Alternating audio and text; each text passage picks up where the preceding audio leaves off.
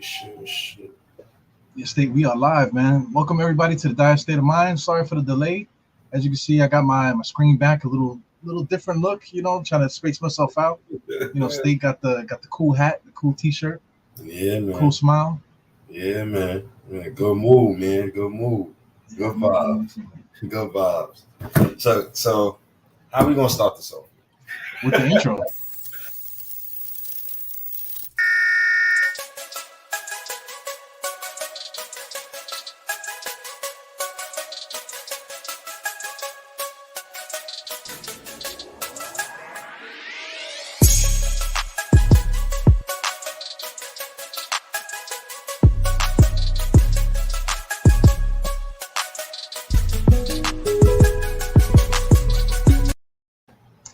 That's out the way. Nice little transition. Oh man, yeah, man. You, what's up, man? What's up? Man. I can just sit back now. The fucking light is not blasting in my face. You know, you can still see me. You know, I'm not going blind and shit. So somebody dying outside. Oh shit. Well, that's just New York saying hello, man. That's it. All right. So we're gonna talk about this guy. What? Let's wait. Let's wait till a couple more people pull up. Let's wait. Let's first start off with, let's give Quentin Grimes some love. I think let's start off there, right? Quentin Grimes is a guy. Basically, he averaged 6 points last season, shot under 40% from the field, shot under 70% from the free throw line. But he was top 5 in rookies and three-pointers made and 3-point percentage. Right, and defensively, he was one of the best one-on-one defenders on our team. Salute to Kareem Grant as well, man. Great guy, great fan. Appreciate you.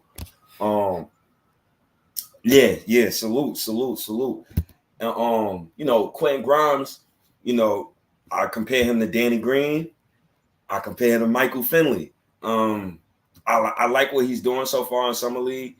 He looks way better than the other players, which he's supposed to be. If he looked worse than let's say Deuce McBride, I think me and you will be having a fucking heart attack right now. So that's Grimes, right? You still talking about Grimes? Yes. So I'm extremely happy for him. I'm proud of Quentin Grimes. I want him to keep doing what he's doing and keep progressing. Right? He played point guard in high school. You see the passing vision, right? The ball handling is not really there, but at the same time, it's like, hey, you take the good with the bad, right? He's still learning. He's putting the ball on the floor. He's initiating sets. And I think the one underrated thing about Summer League is we get a chance to see Dice actually coach. Salute the Dice. I think his last name Yoshimoto, but I nicknamed him Yoshimitsu. One of my favorite Tekken characters. Okay.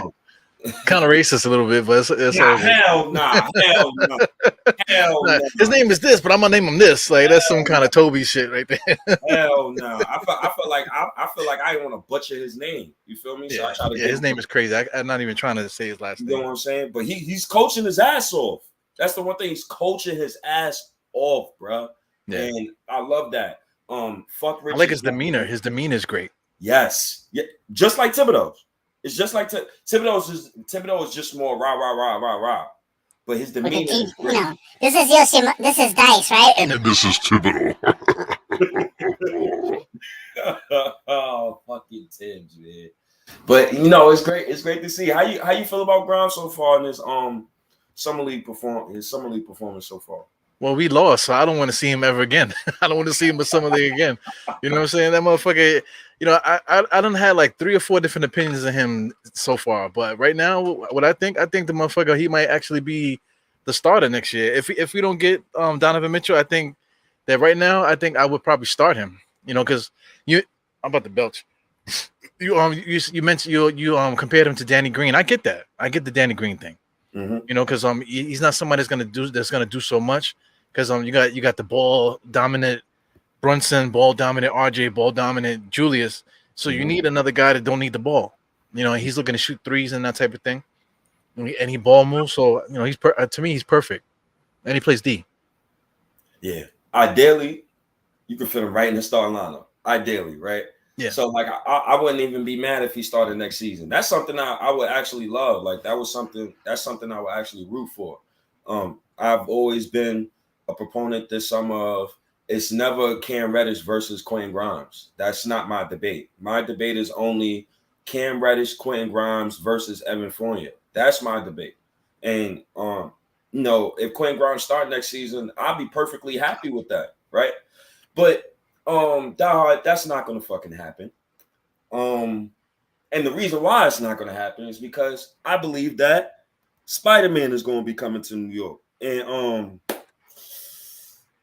this is the first time, well, since the Cam Reddish since last season, right? Because I was heavy on the Cam Reddish stuff early, like, yo, go get my boy. This is the first time, literally, in like the past like 10 years, where I'm really confident that he's going to be on the Knicks roster before October. Like, and even Vegas says that. I think Vegas, they got us even. You know, out of everybody is Vegas, and then next is Miami, and then it just goes down the line there. So I want to throw this at you real quick, right? Jazz trades Rudy Gobert, right? And it was rumblings earlier this year that one of them has to go. Donovan Mitchell is CAA. Leon Rose used to be CAA. Donovan Mitchell's agent is CAA as well. Do you think that Donovan Mitchell asked out and it hasn't been let out? Because I had an OG at my job and he brought this up to me. He said, the Jazz never leak anything. Think about it. When the Jazz traded Darren Williams, they just traded him. Jetson him. Get him out of there. Yeah. When they traded Gordon Hayward, like you kind of knew the writing was on the wall. You get what I'm saying? Like you kind of knew from a basketball standpoint. But they never leaked anything. So the fact that this leaked specifically months prior, I just felt like after the end of the season, I felt like Donovan axed out, but he axed out in a way where CAA is now controlling the media and now doing negotiations through the media. And that's what I'm seeing through ESPN today. Even with Brian Windhorst, when he reported it and he said, basically for example, Miami only have 2 first-round picks, right? Shout outs to Leon Rose. I'll forgive you for what you did draft night, because what you did draft night is for something like this right now. Where we got it's chestnut checkers, man. Yes, where we can have this realistic conversation. So I'm assuming Leon Rose got wind of that 2 months prior, right? Did the move on draft night to make sure he got even more first-round picks, just so when this all comes to light, he's already ahead of the ball game. Now, did I say? It sounds like tampering. Don't it sound like tampering? It sounds like some tampering shit to me. You know what I'm saying? I don't want to be dry snitching on myself, man. But I mean, he had the foresight to get the draft picks. You're like, what the fuck is he getting all these draft picks for? Why didn't he draft somebody? Now we know. You know what I'm saying? Now we know. I mean, do you think that's possible though? Like Donovan really axed out and just CAA had it so tight-lipped? Because a lot of CAA worked at ESPN too. Yeah, I mean, CAA is one of the biggest agencies in the world. They got soccer players. They got all kind of people on CAA. But, like you mentioned Utah. Utah never leaks nothing. They don't play those games behind the scenes and stuff. So I'm thinking that it's all a mutual thing. The way that they've been doing. Because I think, didn't Utah make another move too where they traded what's this guy? O'Neal? Yeah, they traded Royce O'Neal for a first-round draft pick, I think. Something like that. They traded somebody else. But I believe that they traded his boy, and they released one of his boys, Pascal. Can't really get his name right now, but yeah, both of his boys on the team is gone. Eric Pascal, yeah. And remember when I told you after that Gobert trade, when you look at what Utah got back, salute my guy.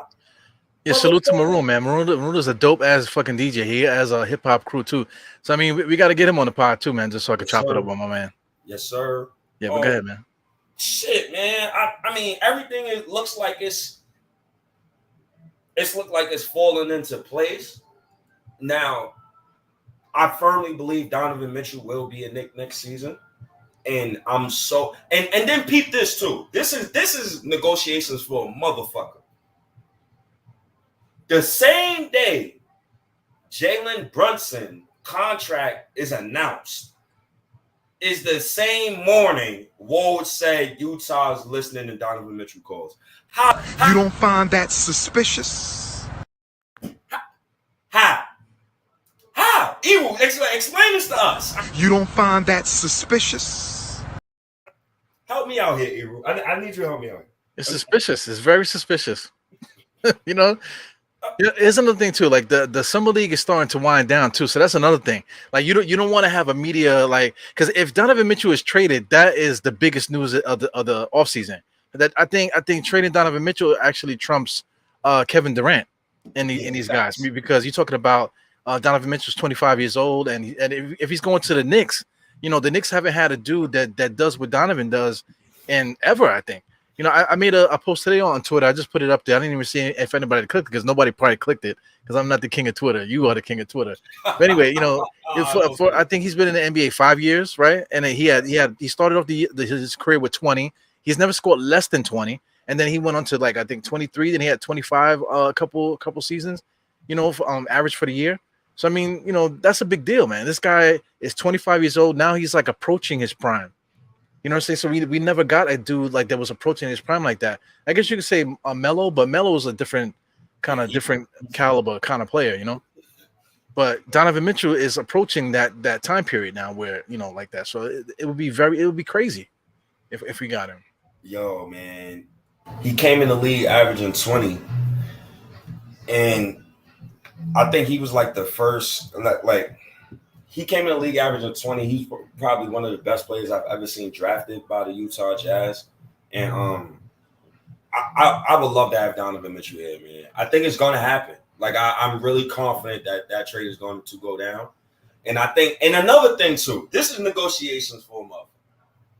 The same day Donovan Mitchell rumors come up, the same day Ian Bagley legit comes out and says RJ Barrett is a non-starter in all trade talks.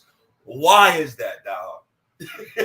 I don't know, but I want to start some shit with you. Like RJ Barrett, right? Do we want to pay RJ Barrett? Let's say if you're gonna trade to get Donovan Mitchell here, do we want RJ, you know, waiting to get paid?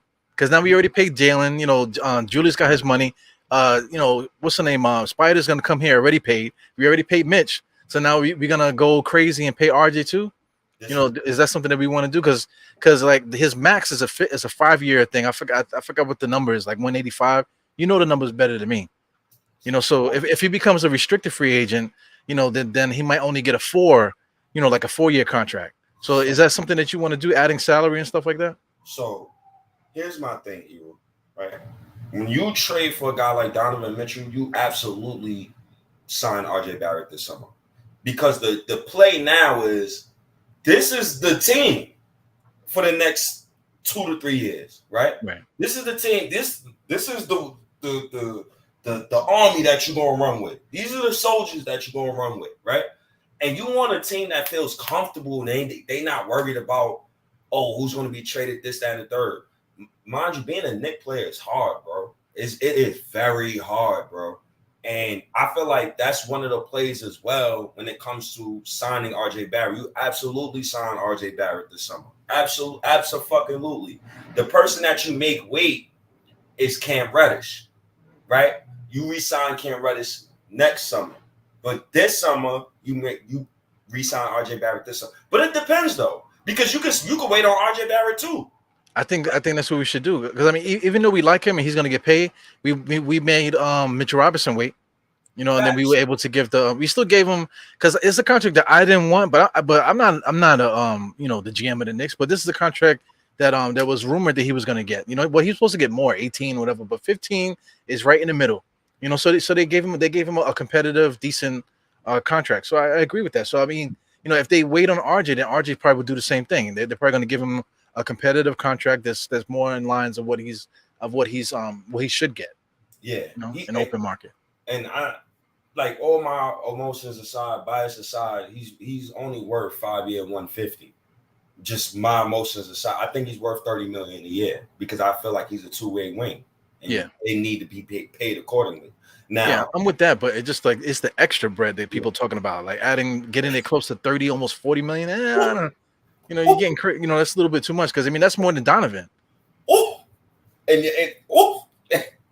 you got to win a couple championships to have that to justify that type of money. Well, I'm gonna put this up again because I mean, this is something to look at. Yes. Let me take the comment off.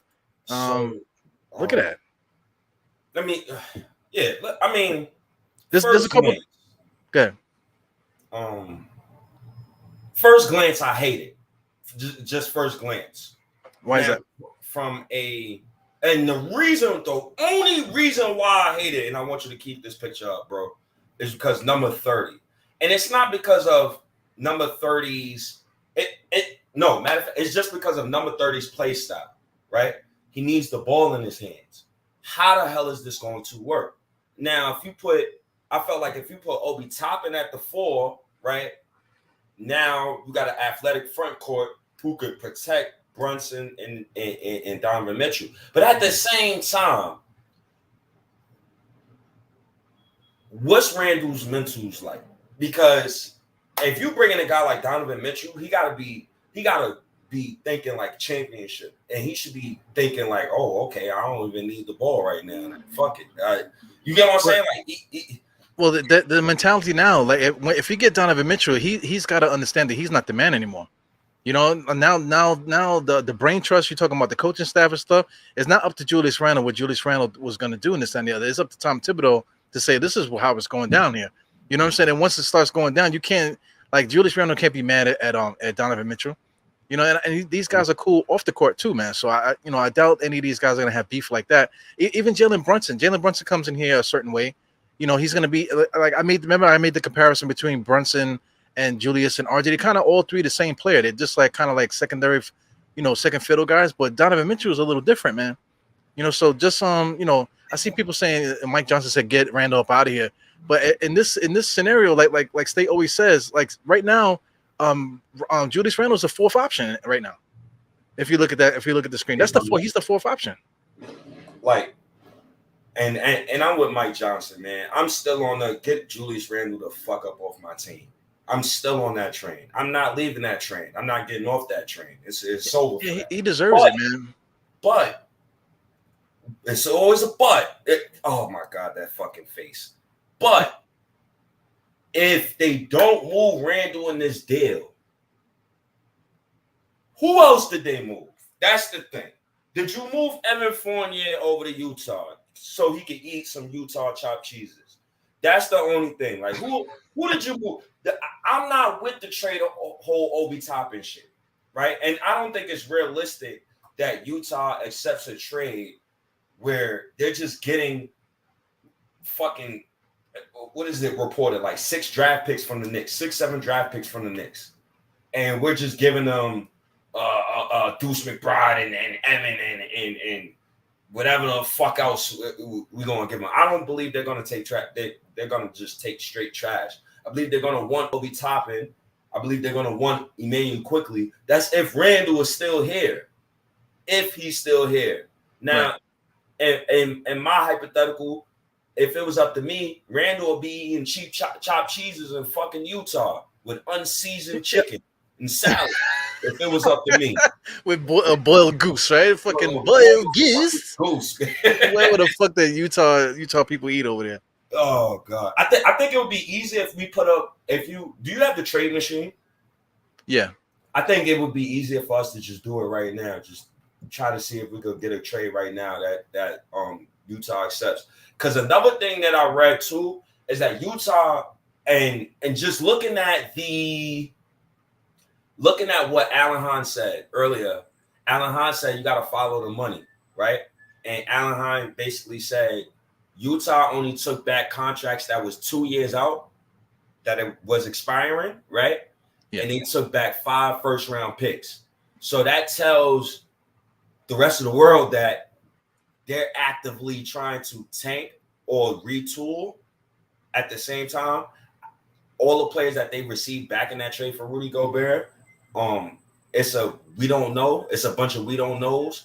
But at the same time, if I'm Donovan Mitchell and I'm looking at that roster, I'm like, I'm out of here, man. I'm out of here. So, I mean, we got the trade machine in front of us. So let's see if we can get a sensible Donovan Mitchell trade going for the Knicks? Well, I mean, listen, just right off the bat, like Emmanuel quickly and Obi Toppin, if they're gonna restart a franchise, getting those two guys in there is gonna give them Carmelo Stockton vibes. The power forward, point guard is gonna make guys have that nostalgic shit. You know what I'm saying? So that might help. Cam Reddish is also on a 1-year deal. You're talking about Derrick Rose is on a 2-year deal too. So that's all fits the timeline. So let's do the trade that everybody will hate first. Right. So let's do the kids trades. I guess you can start it off, man. Let's do all the trades that people hate. Let's get them out the way first. Well, I mean, it's not necessarily the trades that hate. It's just that these trades work. They work. I'm talking about from a fan perspective. You know what I'm saying? Like a fan perspective or not, the front whatever Utah's get, this is it. Whatever we can come up with, this is probably going to be it. There's no secret that all these contracts are right here. Yep. So I mean, let's play into what you said, right? It makes sense. The 1-year option guys, right? So I mean, Derrick Rose, he needs to go. So we put him in that trade, right? They Obi Toppin and Manuel quickly throw him in there. So wait, first off, stop right there. Mm-hmm. Now I'm giving them Derrick Rose. I'm keeping quickly, right? Because now I need a backup point guard. I need a backup guard. We're doing negotiations now, so right. You gotta So let's say if you do that, who you put there already? You put Rose. You put Obi. All right. Well, you make a good point then. So I'll take him out. So I mean, because in that type of deal, let's say if you trade quickly, you got to get back a guard. So in that instance, you'll probably take back Patrick Beverley. Oh, they got Malik Beasley. What the hell? Yo, I didn't even see Malik Beasley. Oh, nah. But we already getting Donovan Mitchell. So why do we need to purge another guard from them? We already getting Donovan Mitchell. We getting the prize already. Veteran leadership. Veteran leadership. Oh my God, the Tibbs. Oh my God, Tibbs. Not veteran leadership. Another guy who we don't have to question about if he's going to come on the court and produce. You get what I'm saying? Like I've seen Malik Beasley in the league for a couple of years, so that's the only reason why I brought him up. So I guess you could start it off with Obi. You could start off with Derrick. I guess you could send Derrick Rose. I guess you could send damn, you might have to see. Matter of fact, put quickly there too. You might have to put quickly there as well. Damn. And Evan Fournier. And Evan Fournier? Yes. All right, if you do that, then that adds a little bit of money. So I mean, then we have to take a player from them. So the player that I would take back in this deal is either Patrick Beverley or Malik Beasley. Who you think? Now, I would prefer Pat Bev because I need one of them crunchy motherfuckers running around. Well, I tell you like this: I think Patrick Beverley might get bought out. If he gets bought out, then I think he will come to the Knicks organically. True, but if you want to make the money fit, and if you could throw him in. If you CAA, you trying to make that money fit. So I mean, that's an even trade right there. Before I even hit the try to trade, that's definitely a successful trade. Oh, it says failed due to what? Oh, because Patrick Beverley was just traded. He was just traded, so he can't be traded again until August 30th. Oh, so he definitely will get bought out. Damn, so we'll have to go back. Yeah. Oh, that's a good thing. I'm glad we're doing the trade machine. So basically, Patrick Beverley, for the people who's not watching the live, who's listening to audio, he cannot be traded because he was just recently traded. So I guess Malik Beasley. I'll take Malik Beasley back. I don't know about Malik Beasley, man. That guy had all those issues with the with home invasions and all kind of crazy stuff that was going on with him. Yeah, but I'll put him in there just for money reasons. I got to start it over. It's either him or you taking back Jordy Clarkson. Oh man, I don't know. And I don't want Jordy Clarkson. Yeah, see, I don't want Jordy. I mean, Jordan Clarkson is good too, though. He's pretty good. He's good, but we don't need him though for what we're trying to do. Yeah. All right, so right now, okay, we got Malik Beasley coming to us. Who else? And we have Donovan Mitchell coming to the Knicks. Right. And Malik And Beasley. Who are we sending over there? so so over there we're sending. You want to do Fournier this time? Let's do Fournier. I gotta always keep Tibbs in the back of my mind. I ain't keeping no man in the back of my mind. Damn, Quentin Grimes. But how can you just get rid of Quentin Grimes when you I don't think the Knicks are doing that. Well, money wise too, because I mean he only makes $2 million a year, so you need that coming out. You need that on the roster. You got to keep that. So you'll probably have to put in Reddish. That's gonna that'll hurt my heart. Fuck him. You know what I'm saying? Fuck him. Because I mean, you know, right now we're playing to win. So I mean, getting a guy like Cam Reddish, we could find somebody like that, you know, in the open market. I don't know, man. I don't know. So I mean, with this too, maybe we add what's the salary? It's on 23 and 45 right now. So we got to add basically $20 million to this. So put up the money, man. Julius Randle. You saying Julius Randle over there? Or you could put Obi Toppin since Julius Randle is staying. I mean, you know, it's whatever. You know, we could do it. All right, we'll try that first. Obi Toppin only makes $5 million, so we still got like $15 million. Derrick Rose fits right in that pocket. Yeah, Derrick Rose he'll have to be traded. That's if we add Malik Beasley to the deal, because we could take you know, Derrick Rose and Malik out, and the trade works. Yeah, but if I'm Utah, if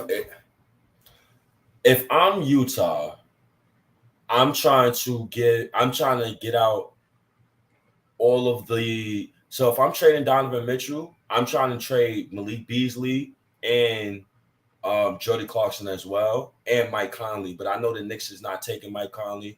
I don't think the Knicks would take Jody Clarkson, and I don't think the Knicks would take Bojan.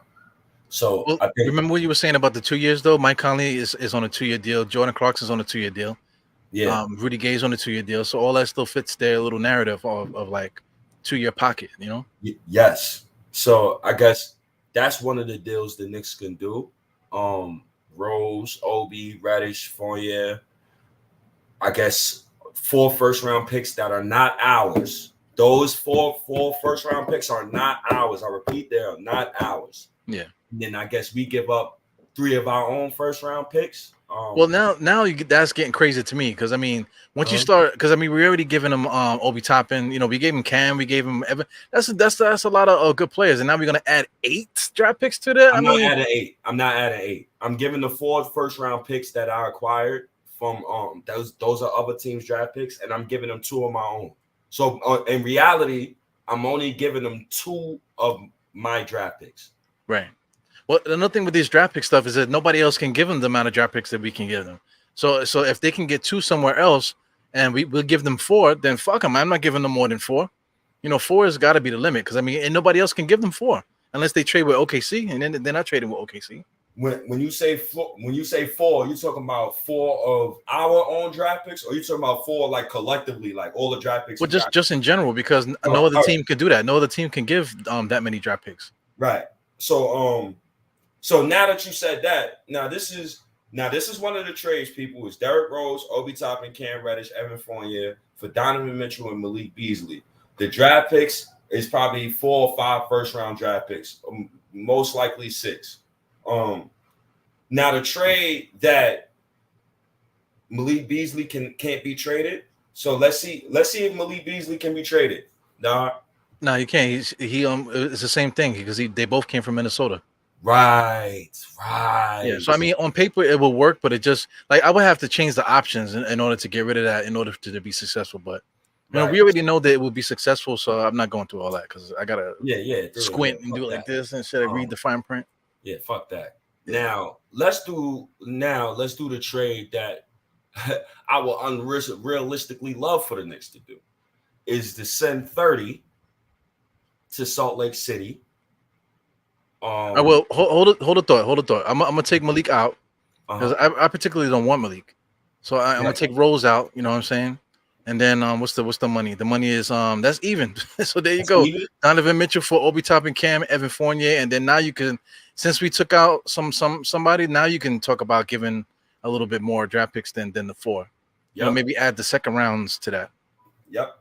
You know, that's a clean trade there. That's it. That's a clean trade. My only pushback is now all my wings is under 6'7", and I don't have a 6'8" wing who's athletic, and I'm scared that my team don't have nobody on the perimeter that has the athleticism to actually guard and help defend Brunson and Donovan Mitchell. That's why that's a small thing though, man. Because once you make this, if we make this trade, we got Donovan Mitchell, and all we gave up was Obi, Cam, and Evan Fournier. Now it's on. Because now you're talking about CAA and you know, picking up the scrap heap of whoever's left, or trying to make these little flip trades to get guys on the roster. We'll be able to do that, no problem, man. You know, so it's on at that point. We're in championship mode once we get Donovan Mitchell. Yeah, that's a fact. That's my only thing. They'll have to replace Cam with I need another tall wing. I'm not trying to hear fans when they try to talk to me with that whole RJ. Quentin Grimes, their defense is I'm not trying to hear that. Both of them is about RJ is 6'7", Grimes is like 6'5". That's not tall enough for me. We got outside of that too, man. We're doing 3 for 1, so that's two players off the roster anyway. So we're gonna have 2 roster spots. You know, so just by regular mathematics, we're gonna have to get 2 players. Yep. You know, so I definitely think something. Once that happens, I'm not worried about it. I think we'll get two really good guys to fill in those spots. Yep. So now, you want to do the 30? That's one of the trades. Now, the trade that I would love for the Knicks to do, and it depends on what the Jazz want to do, right? Do the Jazz want to tank next season? I've never seen the Jazz tank in my life, honestly. Whenever they had a losing season, it's because they had a losing season. It's not because they really wanted to tank. So, but they always did like a light, kind of like a light tank. You know what I'm saying? And they also were lucky too. They ended up getting Boozer and freaking Darren Williams, and and they basically had Carmelo and John Stockton all over again for a little while. Yep. So So that's why when I try to put Randle in this deal to Utah after seeing what Utah accepted for Rudy Gobert, it kind of gives me cause to pause. Because if they want to tank, they don't want no fucking Julius Randle. If they want to tank and Danny Ainge is just solely set on just retooling his whole roster, he might really value the draft picks more than just bodies. You know what I'm saying? I read that also today. Danny Ainge values the draft picks more than the players. He's not trying to take back salaries past 2 years. That's what he's not trying to do. Randle just signed a 4-year deal. Well, his 4-year deal starts to kick in this year. So it's kind of tough to do this deal. Somebody have to go. Somebody have to go. You got to pay to play. You got to give to get the take. Same shit. Man. Same, yeah. So, but listen, Danny Ainge is a beast too, man. That motherfucker. He was a nasty player. You know what I'm saying? He was not a good guy to play against. Very super tough and fight anybody anytime. Clutch. He was a clutch player.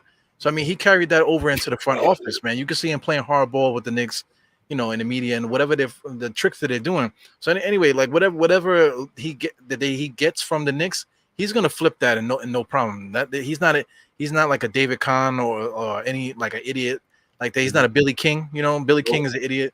This guy Danny Ainge, whatever he does, it's gonna be a quick flip. I think 2 years, a motherfucker's gonna be right back at it. Yeah. So I don't think he would accept Randle, honestly. And now it comes down to the draft picks.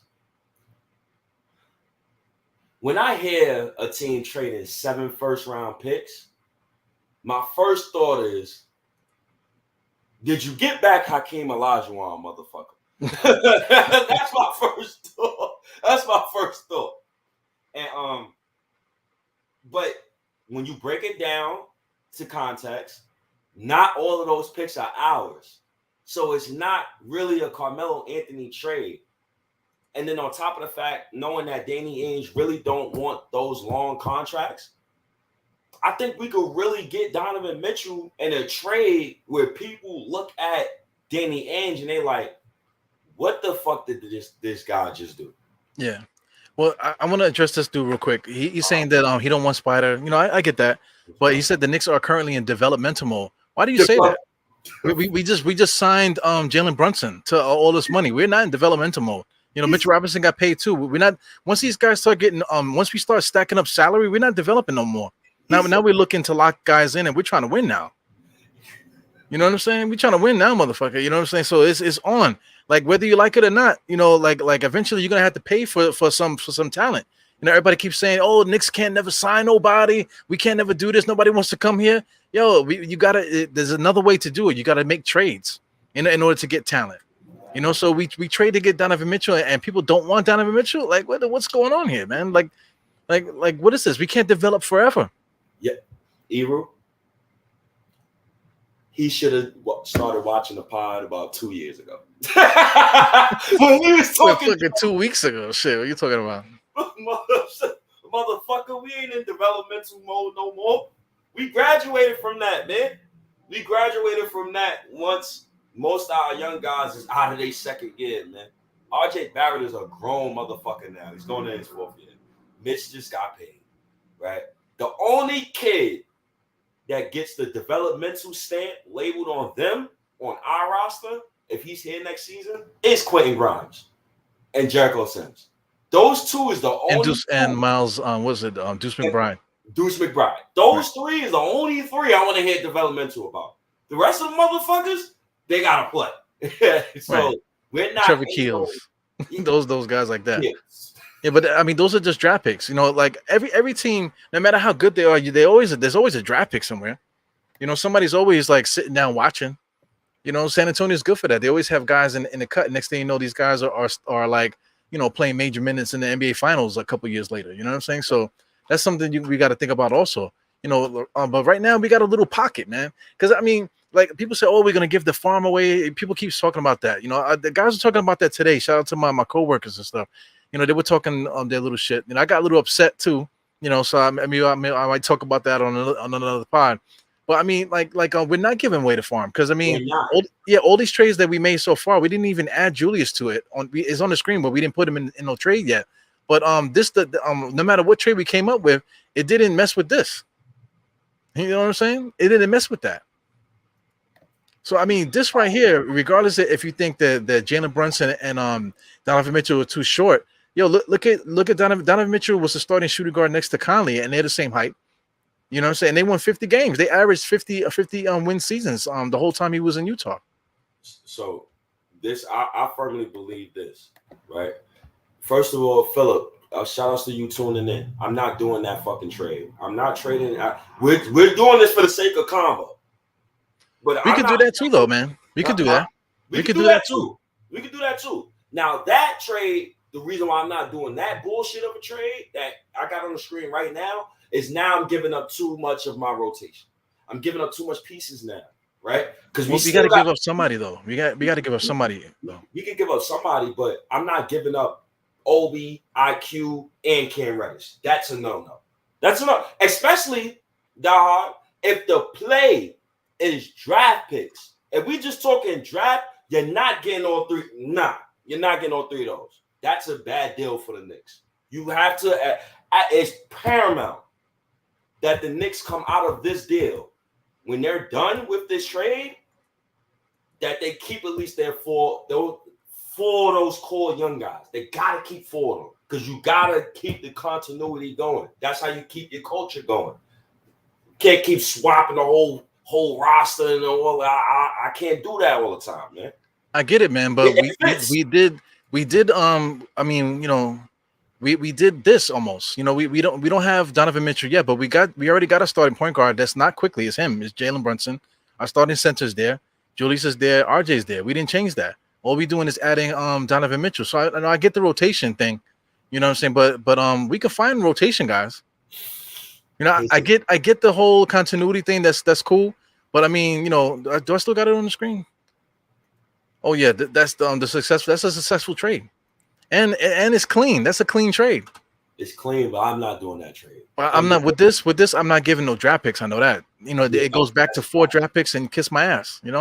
But that's what I'm thinking about, you. As I'm looking at it, it's not the body, it's the bodies and the amount of draft picks I gotta send out. We're getting compensated though. Donovan Mitchell is a good player. He's not even in his prime yet. He's approaching his prime at 25. Yeah, but teams going to deep playoff runs because of their benches and their depth. I'm not giving you all 4 of those players. Yeah, but how come the Knicks haven't made the playoffs?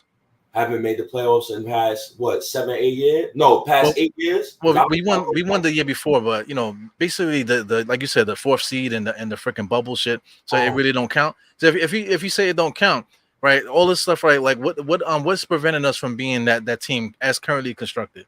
As going in the next, you asked me that in a hypothetical as far as like why we. Before Jalen Brunson, let's say before Jalen Brunson got here, right? The way the roster looked before he got here, what was preventing that team from going to the next thing? Obviously, there's no superstar on the roster, but Donovan Mitchell's that guy. I don't consider him like a superstar though. Then what is he? He's a star. He's a superstar, bro. I disagree with that. He's a superstar. I disagree. What's your definition of a superstar? I mean, he's 25 years old. He's been averaging over 20 points for the last few years, dominating. He had dominating playoff series or whatever. Basically playing him by himself because there's nobody else on Utah doing anything. Rudy Gobert can't score.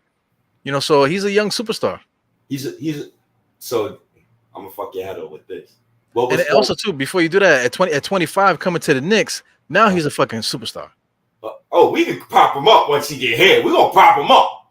But he's already popped already. I got a question for you. What was Paul Pierce before Kevin Garnett and those boys got there? He was a superstar because he played with Antoine Walker. He already had a history before those other guys got here. So he was already established. I disagree with it. Maybe because our definition of a superstar is different. I feel like a superstar is a guy who gets their team to the finals. How rare is that though? How rare is that? Like we're spoiled because Jordan went like 6 times. Shaq went mad times. Kobe went mad times. Huh? You naming superstars, bro. Was Ewing a superstar? Was Barkley a superstar? Ewing was absolutely Ewing was a superstar. Was Barkley a superstar? Absolutely, he was a superstar. Absolutely. I give you a star, Mitch Richmond. I give you another star, Clyde Drexler. He went to the finals too.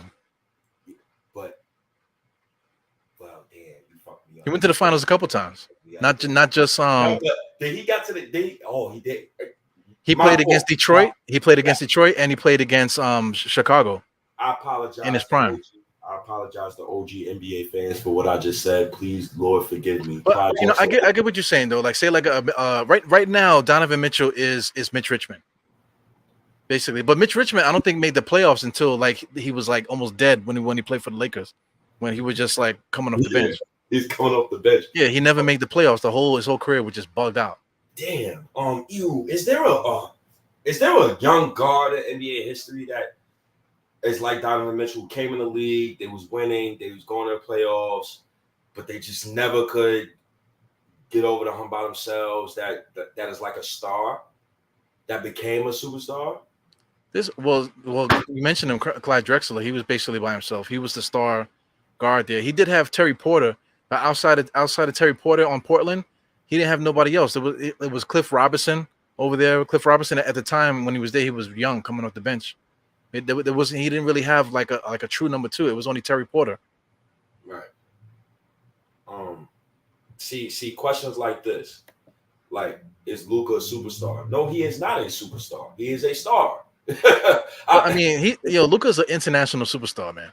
Internationally, he's golden. He's fucking Austin Powers out this motherfucker. Yeah, he's golden internationally.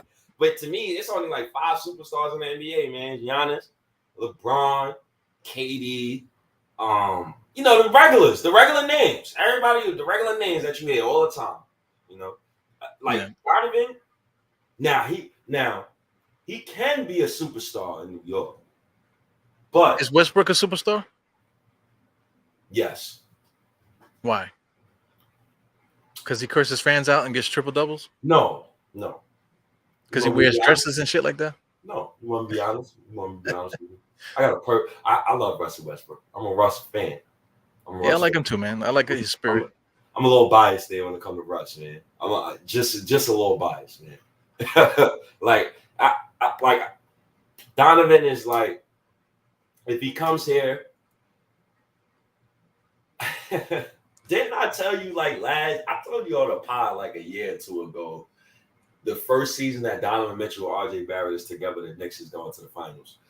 So what you think I'm gonna say next season if the Knicks get Donovan Mitchell?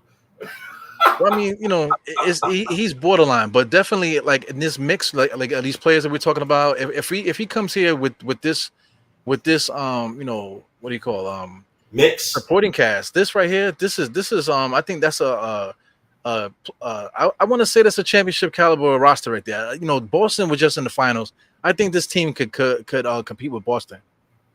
Starting lineup, I think this can compete with Boston. Now, you could make me happy, Ero, if you told me coming off my bench when I look at that five, you can make me very happy man. You told me Grimes or Reddish, quickly, and Sims is coming off my bench. Those three. Who, Sims? Jericho Sims? You're fucking right, Jericho Sims. I mean, Jericho. We didn't mention Jericho at all. So Jericho's here, and we didn't mention Quentin Grimes at all in these trades. So they both definitely going to be here. So Herstein, I forgot our other center. Oh my fault. Him too. Germany, the big goon.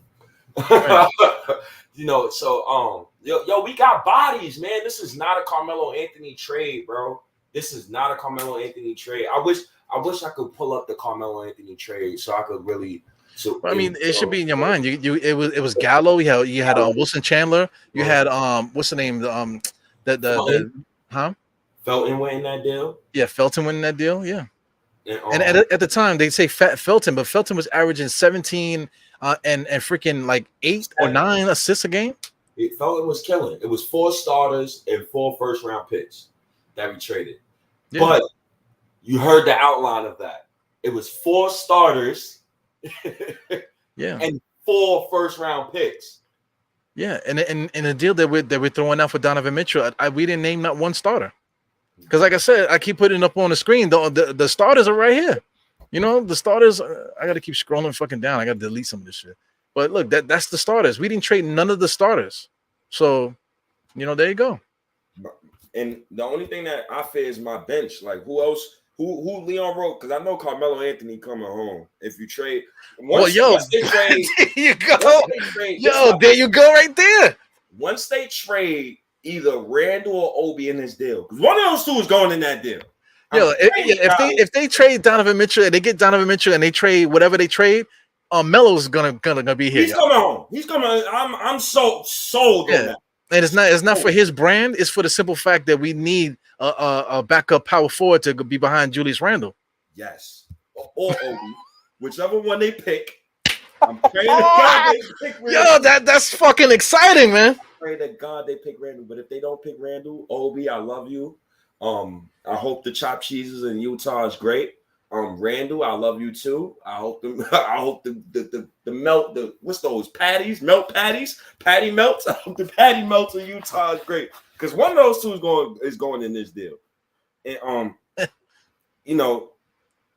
even if one of those two don't go in this deal, and Evan Fournier and Cam Reddish goes in this deal, I'm still bringing Melo home because he can play backup small forward. So God, if they trade Obi Toppin, it would hurt a little bit. But as soon as that happens and then Melo gets signed, I don't think anybody's going to complain at that point. Nah, everybody going to shut the fuck up. Everybody's going to shut the fuck up, and they're going to get ready for the fucking playoff run. Now, wait, hold on though. What if they don't trade Randle or Obi, and they only sent out Reddish, Evan, and the other proposed deal that we said, but you still bring back Melo? You kept Quentin Grimes though. So now your bench. Ooh, I like that bench unit. Wait, was it Derrick Rose? I think it was Derrick Rose, Quentin Grimes, Melo, Obi, Hartenstein. See, now we see. It gets crazy. It's so many different ways that we could do it. So many flavors, like fucking Wallaby Clarks, the Wu-Tang and shit. You know, blue and cream. There's so many different ways we could look at it. Any way you look at it, a trade can be done, no problem, man. That shit is happening. Donovan's gonna be a Knick. That's he's gonna be a Knick. Hey, you're wrong. I don't know why, but you're wrong. Okay. I mean, hey, listen, man. I'm not here to please everybody, right? Yeah. Mozgov. I was trying to get Mozgov's name. Mozgov. Yeah, that was the other guy who won this Melo trade. He's an NBA champion, right? Huh? NBA champion Mozgov. We're only trading at best 3 of our own first round picks. I'm gonna ask you a question. You care about next year's lottery? What the fuck is a lottery? What we putting in for the mega? Cool. Putting $2 on the mega? Cool. We're gonna do a pool. So you're under the belief that the young guys that we got right now, these players that we got right now is going to be better. So if you and I don't give no fucks about next year's lottery or the lottery after that, especially in 2025, I damn sure don't give a fuck about 2025 lottery because we're going to have a max cap slot. I'll trade them shits, man. I'll trade them picks, man. And think of it like this. We still keeping some of our young guys if we trade mad picks, bro. That's the main thing. Yeah, like bone dry, like the way Isaiah was doing it, like getting rid of all of our picks and constantly doing something with our picks. You know, they made that rule for. I think they make that rule for Isaiah because he was trading picks every fucking year. So they made a rule so you can't trade consecutive year picks. I don't want to say nothing wrong because Isaiah Thomas is gonna come. He's gonna come from me. That rule came from Billy King. Oh, Billy King did that. The Stephen rule. But notice how they made that rule for Billy King. But when Isaiah Thomas was going crazy from 2000 to 2010, they didn't want to make the rule. But notice how they changed the draft lottery rules when we finally wanted to. The NBA don't like us, bro. Yeah, it is what it is. Yeah, it is what it is, man. But they also too we can't hit free throws, so they screwed RJ Barrett now with the freaking that take rule. Where they're gonna give you a free throw every time, whatever. So the team's just gonna be doing that like crazy because they know we can't make free throws. Oh God, man! But I like that rule though because now you're giving me a free throw and I get possession of the ball. Nobody's doing possession of the ball.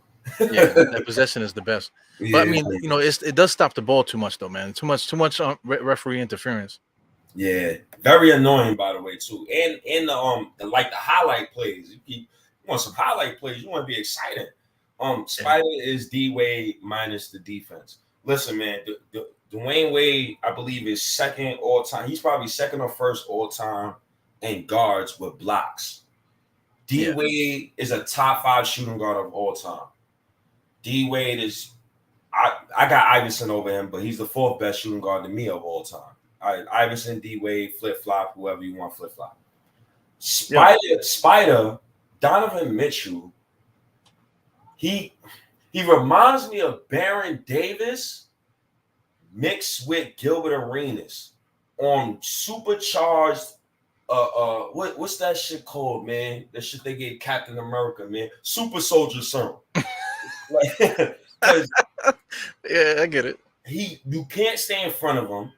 He got you couldn't not stay in front of Baron Davis in his prime. And then the shooting is there.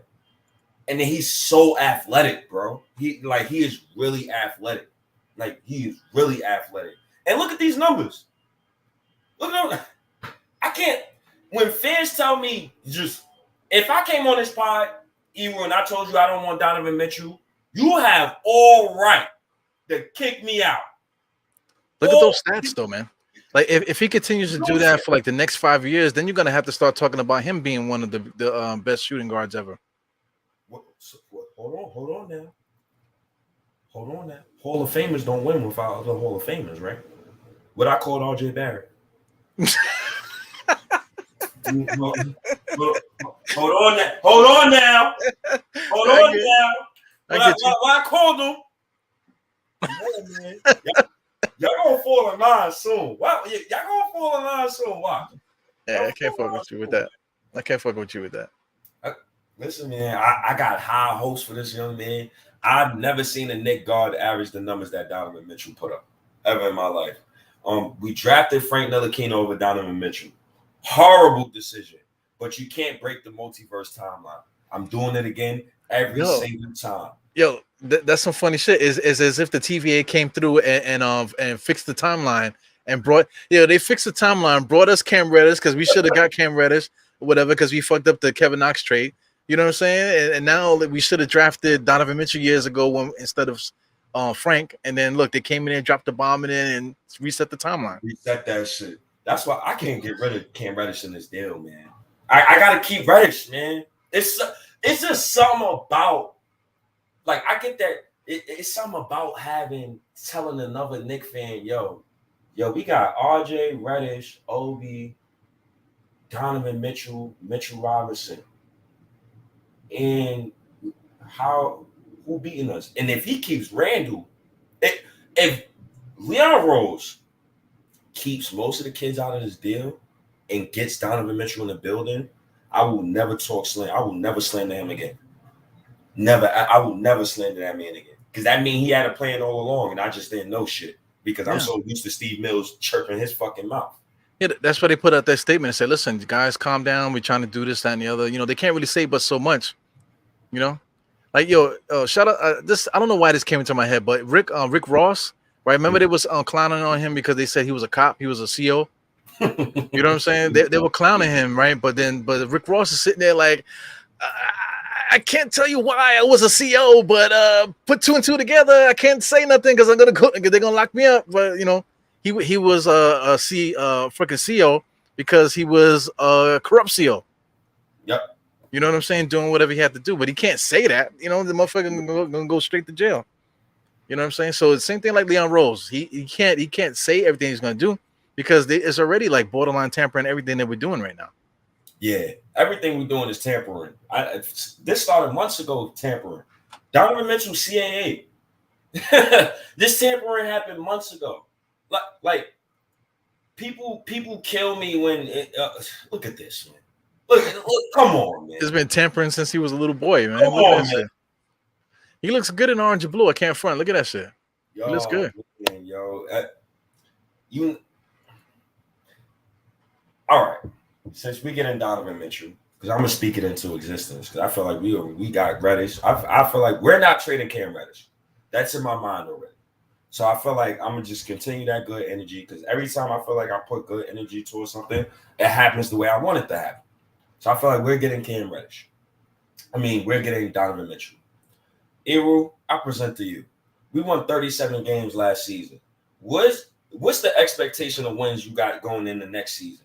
Knowing that we just paid Mitch. Mitch is the money man. He's a made man now. So I need to see an all defensive team next season. Right? For Mitch, right? Yeah. Hell yeah. You got to justify that money. I guess we got Julius Randle still, or we got Obi Toppin, or we kept them both. Right? Obviously, we know what Randle went through last season. But he can have a bounce back season. I'm not going to dismiss that. Obviously, we know what happened with Obi Toppin last season, but towards the end of last season, he produced. RJ Barrett, third year, 26-3, 21 years old. Wait, State, you're wrong, bro. You're wrong. Okay, listen, I don't know what you're wrong about, but you're wrong. I don't know. We just got RJ Barrett. Now we got Donovan Mitchell. Dude averaged 25 a game last season. Now we got a point guard and Jalen Brunson. How many wins do you expect next season? Well, adding Jalen Brunson, I don't think that really does so much. I think after that we still like just having Jalen Brunson alone, we still hoping that Obi Toppin, could do something. We still hoping now we still banking on RJ becoming something better.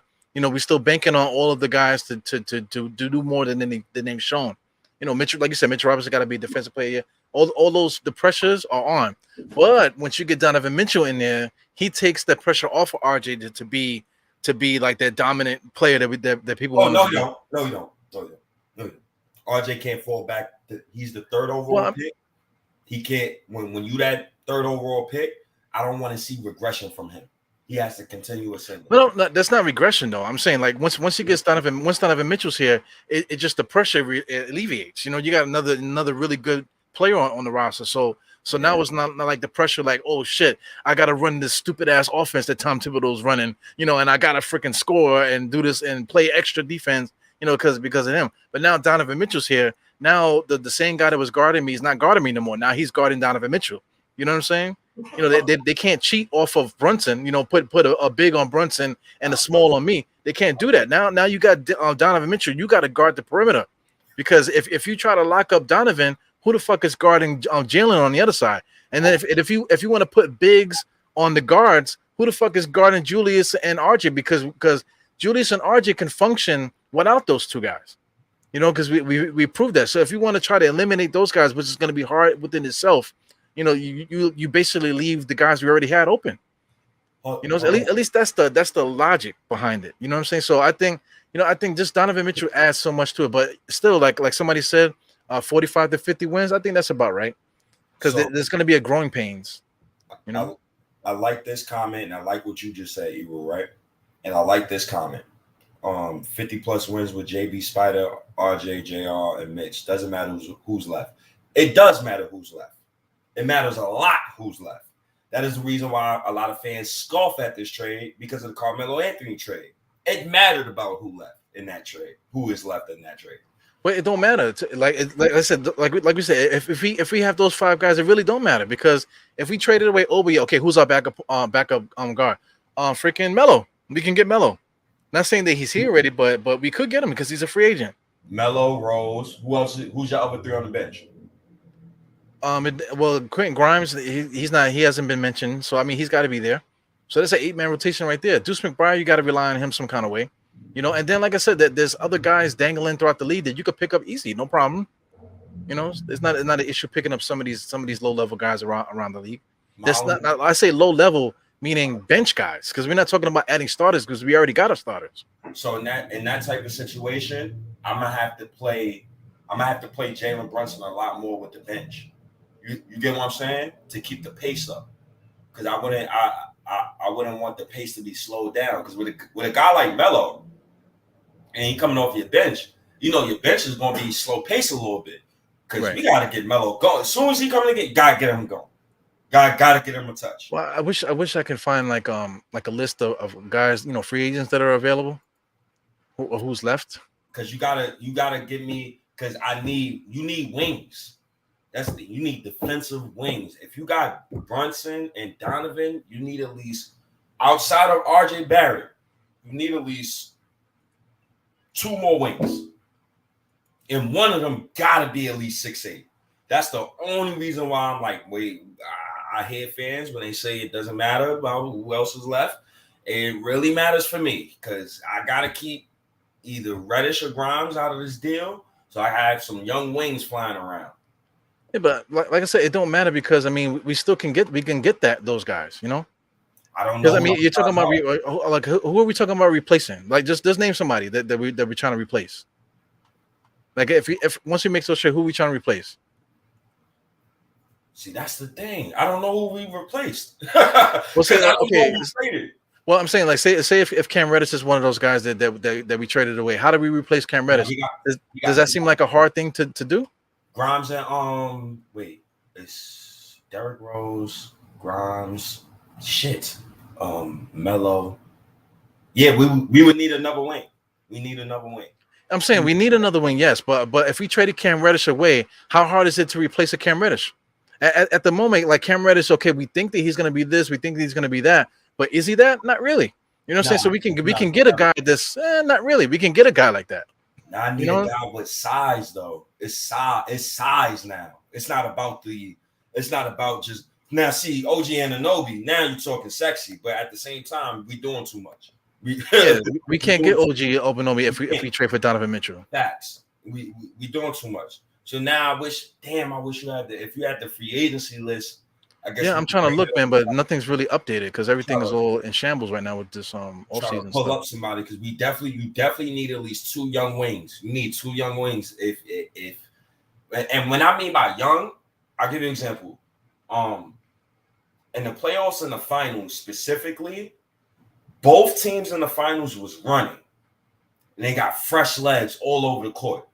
Both of them was running. They was trying to get fast breaks, easy points. A team like the Lakers broke down early in last season because their team was old as fuck and all of their wings was short as hell, so they couldn't defend. On top of the fact that they didn't have no young wings available where they could just throw out on the court and them young wings could fly around. So, you know. Well, are you talking about paper airplanes or are you talking about basketball players? Now, not talking about basketball players who could fly across the court like paper airplanes who I ain't got to worry about defending the perimeter. All right, so listen, I found a list because I'm saying I'm looking around. There's not really like if anybody can direct me to a list, there's not really a lot of lists out there. You got Kent Bazemore. I think he's a free agent. Hell no. No, but listen, you're talking about a backup, bro. You're not talking about a starter. You're talking about a guy that just a wing to play the backup. Kent Bazemore coming off the bench would be fine. I'd rather watch Farron Hunt than Kent Bazemore. No disrespect. Okay, but listen, Farron Hunt. All of a sudden, Farron Hunt gets upgraded. Then Farron Hunt is upgraded. He'll still be there because you're talking about two wings that are just coming off the bench. They're not starting. These guys are just bench guys. Yeah, but Kent Bazemore, 33 years old. He can play defense, shoot the three. He has the experience. So I think you can check him off. That's a minimum basketball player right there. Because that's all we got at this point now. Because we done paid everybody. Minimum basketball player. Oh my God, this whole list stinks. But that's what I'm saying. Well, some of these guys are already signed too. Like I think Rodney Hood is on the team. Damn, this list stinks. Oh my goodness. But look, Justin Jackson, he's not like a world breaker, but I mean, if we got him, I think we'd be fine. This guy, Timothy Luwawu, is he signed? I don't think he's signed.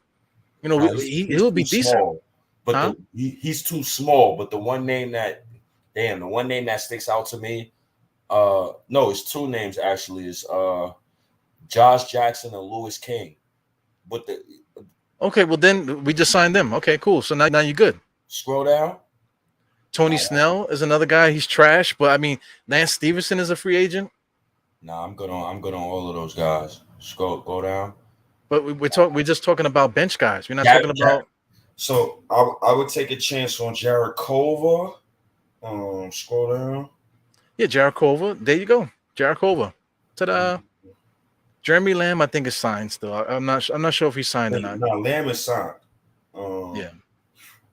That's what I'm saying. A lot of these guys are signed because I can't really find a list that has like guys that are not Ben McLemore, but he sucks.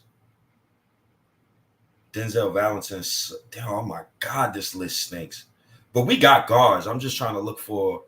That's it. We don't got to look at point. Yeah, this is point guards right here at the bottom. But I mean, So, 5 names just threw out there. I mean, all those names stink. I know if somebody's listening through the audio, I know they're like, why the fuck are you mentioning Josh Jackson?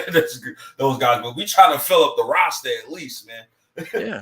and then I try to just fill my profile, fill a bill of what I would like in a wing. If I got Donovan Mitchell and Brunson, Josh Jackson is like 6'8".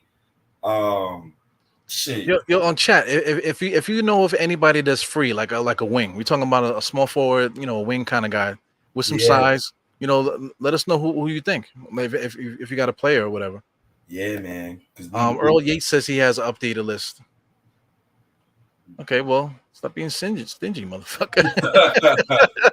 Stop being stingy, man. What the fuck? Yes, yeah, man. We're after. Yeah, so shoot it in the chat, brother. Yeah, put it in the chat.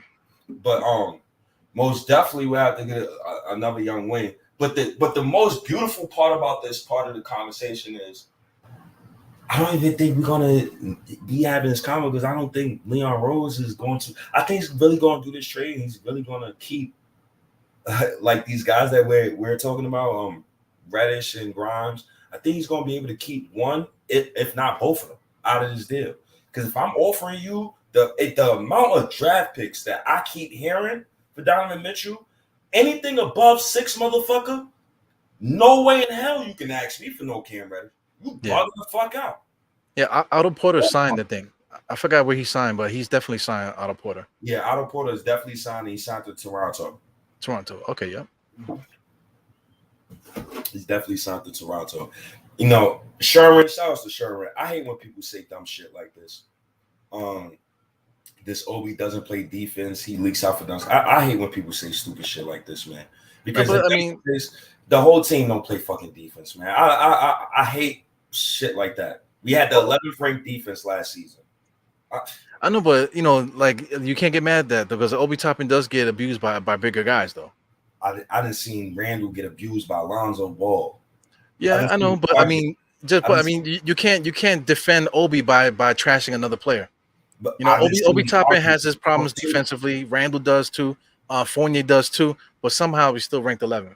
No, all of them motherfuckers do. They have their defensive problems, but somehow, just like you said, still ranked 11th. Shit is crazy. Yeah, we needed another young wing, man. We needed another young wing. Yo, Earl, there's no mods. I don't have any mods yet. Nah, no mods. Not a mod, man. But that sounds like a good team, man. I don't understand why fans would scoff at the idea of getting a guy of Donovan Mitchell's caliber, man.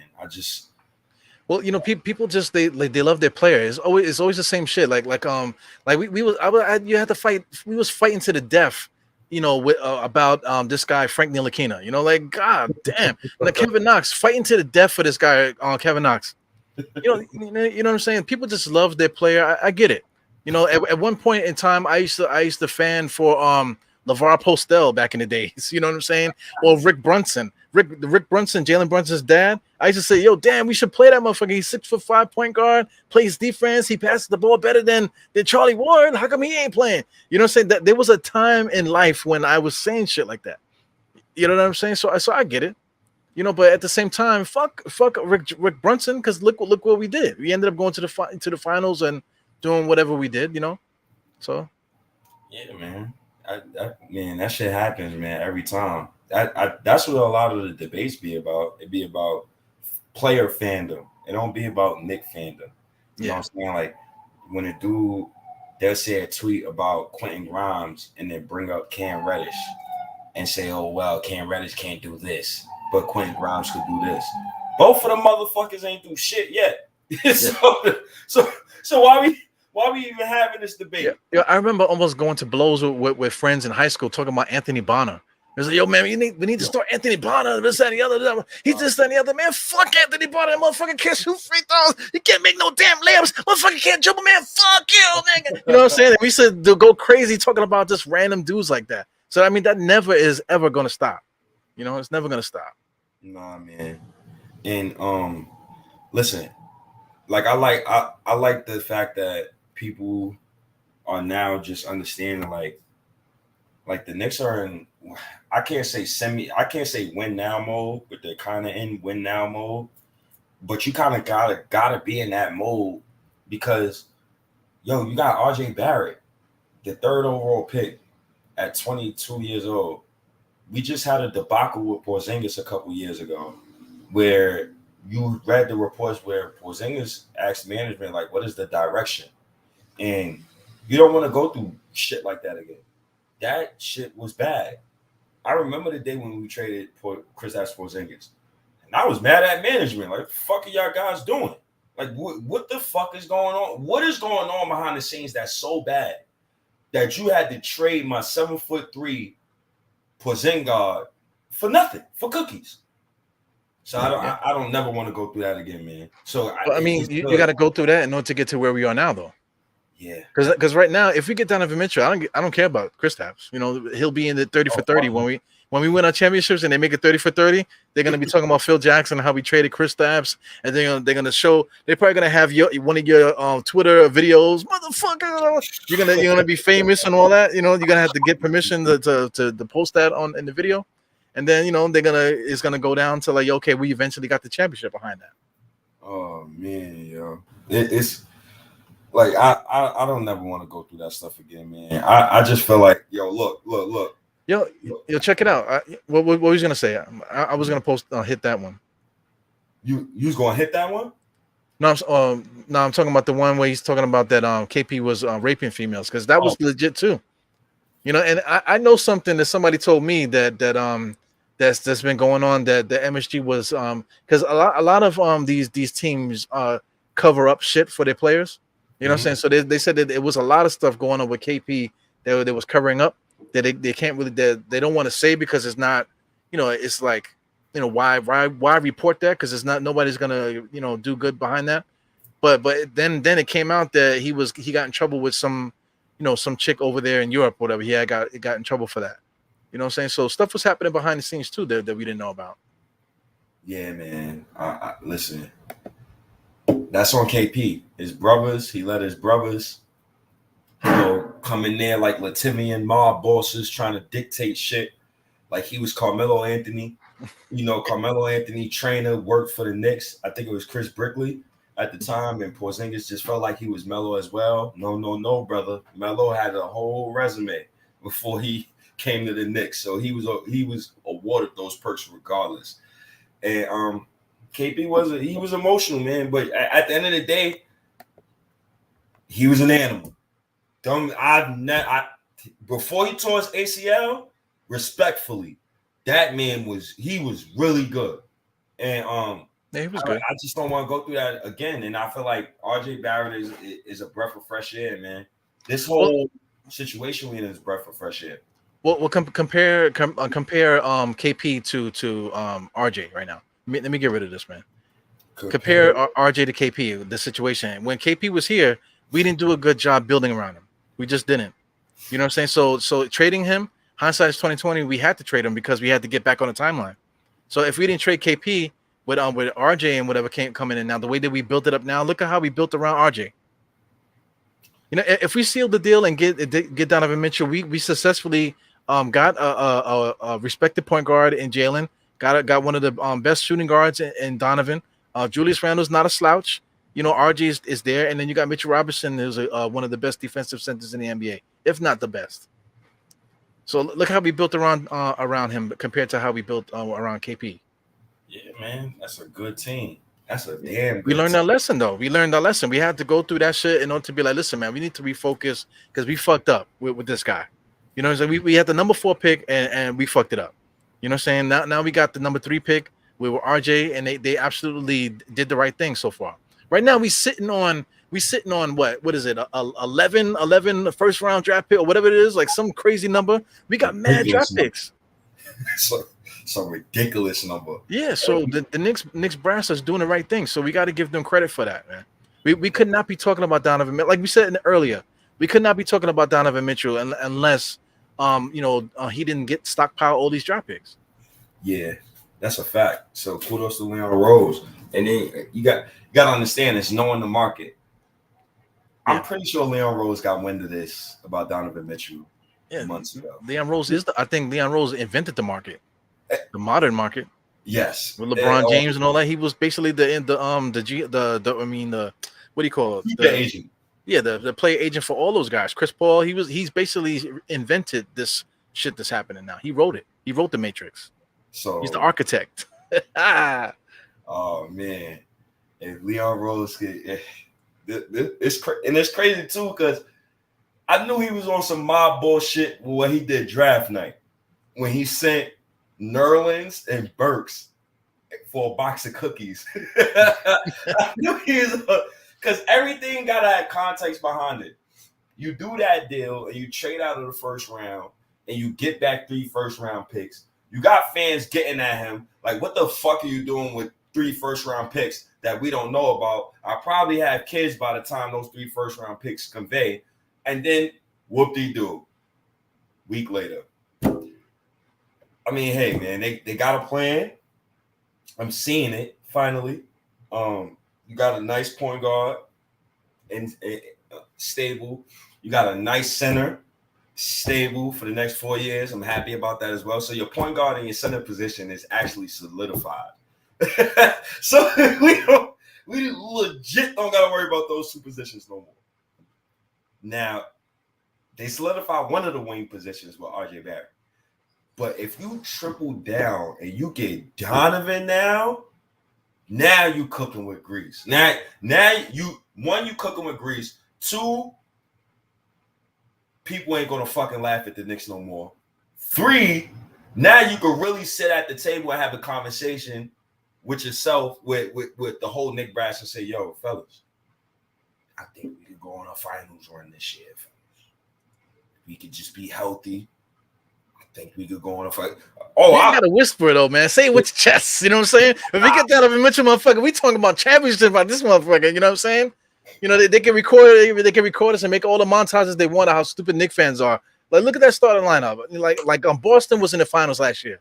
You know, Jalen Brunson is good. You know, Jason Tatum is good. Okay, cool. That's all they got though. They went and got Brogdon, who has like a torn labium, or whatever weird old injury he had, throughout the last few years. So them getting him, is that the missing piece? I don't really think so. You know, it doesn't really instill fear. Oh, they got Malcolm Brogdon. Oh shit. You know what I'm saying? I don't think anybody said that when they got Malcolm Brogdon. So did they get better? Malcolm Brogdon is exactly what they needed. He's like to a T. They needed a point guard. He's exactly what they needed, basically, and it made him a little better. They still a championship caliber team, but at the same time, my Knicks is coming, and I respect the hell out of Marcus Smart, but when you got to guard Jalen Brunson and Donovan Mitchell for 48 minutes, and I don't need to mention RJ Barrett and number 30, or Obi, because I feel like Obi gonna still be here. Respect Julius too, because I mean they got to guard Julius now. How you want to guard that? I don't know, but it's the one thing. Here's the one thing. Jalen Brunson. I think the most pressure is on Jalen Brunson. I think the most pressure next season is going to be on Jalen Brunson. And Jalen Brunson and Thibodeau. Here's why. If you're the point guard and you got Randle, Mitch, RJ, and Donovan Mitchell, all those mouths to feed, you got to be able to manage all of the. Now, I feel like RJ is easy. I feel like RJ's competitive. I feel like he could buy it. But he has to manage Julius fucking Randle and Donovan Mitchell at the same time. And I feel like Donovan Mitchell has a big personality. He just doesn't show it. I feel like he has a big personality. I feel like he's a big talker. We know Randle's emotional as fuck. We know he's emotional. So can Brunson get these guys to fall in line? Because these guys will have to sacrifice shot attempts, bro. All of them, bro. Every single body on that starting five got. Well, you know what I think Jalen Brunson's going to say to the pressure? I'm gonna eat it. That's what he said. Jalen Brunson said, "Pressure. I'm gonna eat it." I'm not worried about Brunson, yo. I'm not worried about Brunson. I told you who I'm worried about. There's only one man I'm worried about right now. That scares me. And I'm not trying to really shit on that man. Like, I've done enough for the past 2-3 years, man. I'm trying to root for the ball. I hope he continues to shut the fuck up and not say shit this whole summer. But I would like for him to say something to the fans in September or something. Just, my thought about last season, this, that, and the third. We're going to come back better. We're going to come back stronger. I like the fact that he was very lean at Summer League. So that shows me he's committed. Last season, his big 250-pound ass came in and see last season. He was out of shape. It was reported by even Tim said he came in out of shape. So when Tim says Randle comes in out of shape and Tibbs loves the fuck out of Randle, that's a problem. That's a huge problem. So let's see. He will have to buy on. He will have to buy in. RJ can play on and off ball, but can he buy in? Because I've seen him off ball, and when he's off ball, E-room, body language, shoulders down. He's just walking. He's just not diving to the rim, not cutting. But Eddie C is a motherfucker. Colin Sexton is a free agent, fam. Yo, man. If we trade, oh my God, please don't trade Emmanuel quickly. Oh my God, who's gonna be our backup point guard? You know what I'm saying? Wait. After we done traded for Donovan Mitchell, the Knicks signed Colin Sexton to blah blah blah. You know what I'm gonna do?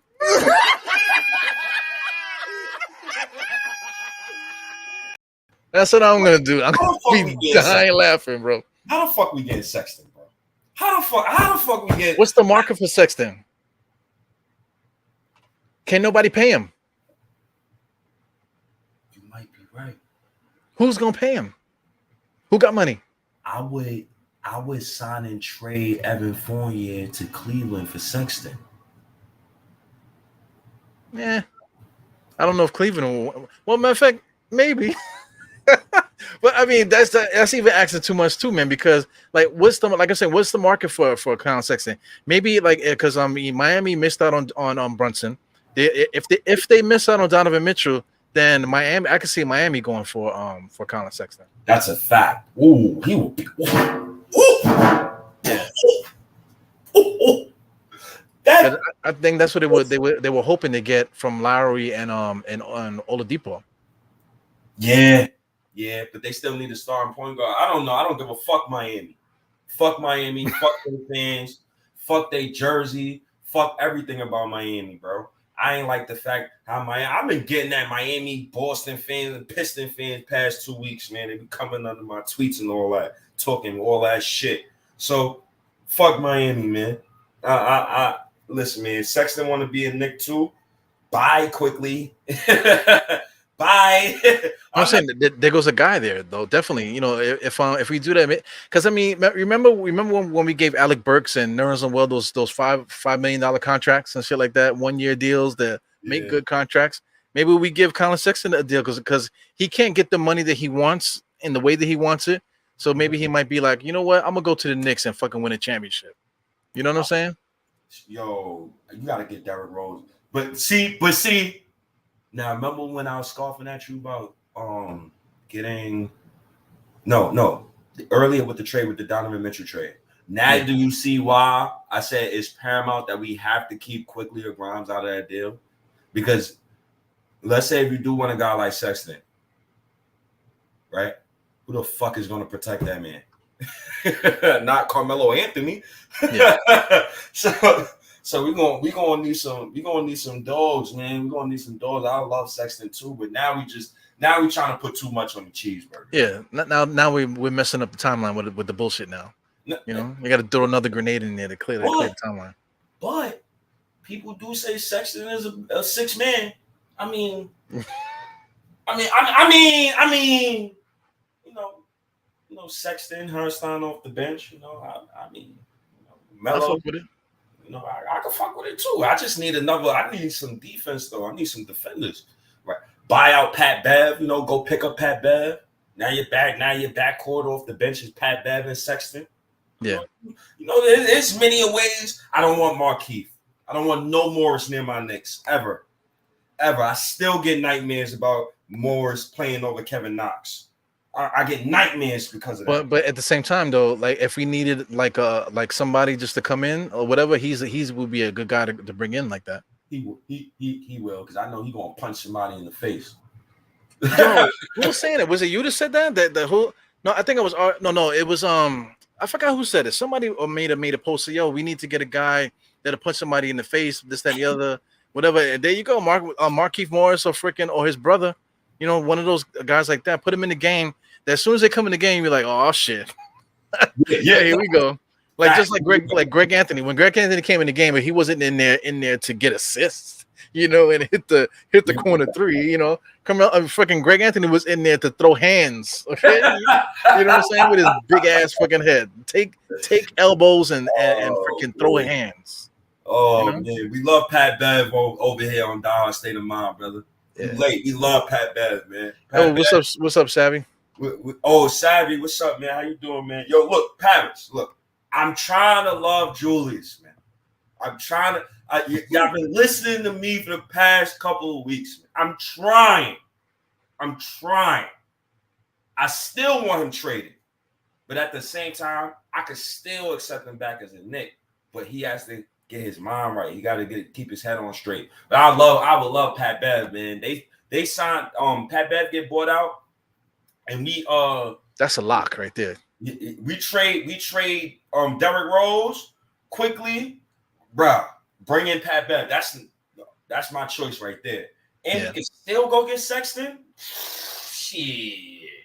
Shit, you think people think like I love these kids. Don't get me wrong, like but I don't love none of them more than RJ Barrett. You already And know. with that said, I'll trade any one of those motherfuckers to try to improve our team. That's a fact. That is a fact. That would be a nice backcourt off the bench. What? Pat Bev and Sexton? Yeah, but not for nothing, all this shit. Do you hear us talking basketball now? You know what I'm saying? Remember the last thing we did, me and you arguing about vocabulary, like unlocked and shit. I got pissed off over that shit. You know what I'm saying? But when it comes down to it, look what we talking about. Basketball. If this Donovan Mitchell deal happened, now we back in business. You know what I'm saying? Now all the other distractions because we frustrated from other shit. Now we focus now on the task, and that's it. I can't wait. I can't fucking wait, man. Because the other teams are right there. What's Detroit? Detroit is building. Detroit excites me, man. They're not my team. I'm not a fan of Detroit, but they excite me because I see them coming up. Cleveland already did that last year. They're here. They coming up too. Chicago's trying to figure it out. Miami's trying to stay competitive. You got the Bucks. You got all these fucking teams. I want the smoke, man. I want to have rivalries like we had before, like the Indiana Pacers. We didn't just dominate them. It was a freaking fight, 7-game series. Yeah, it was a bloodbath. Us against Miami, it was a bloodbath. You know what I'm saying? All these teams that we played, it was a bloodbath. Chicago Bulls, fucking bloodbath. I want to hit the playoffs, and I don't want no easy out. I want the smoke. Yeah. You know what I'm saying? I want to be in the arena with the Knicks, and I want them to be afraid to put up a jumper because the Garden is going to start going defense. You know what I'm saying? That's what I want, man. It's coming, baby. Yeah, man. Look, yo, I'm getting chills. Y'all get chills because I know Donovan going to be a Knick. And Mike, what I've been preaching to Knick Nation for the past 4 years. Randle is a championship third option. If he's your fourth option, you're going to the finals, guaranteed. Guaranteed. Because your fourth option, damn sure ain't stopping Randle. I don't give a fuck if you got God on your side. That he's not stopping Randle. Yo, who's the fourth option? Who's the fourth option in this picture? It's Julius Randle. Mm-hmm.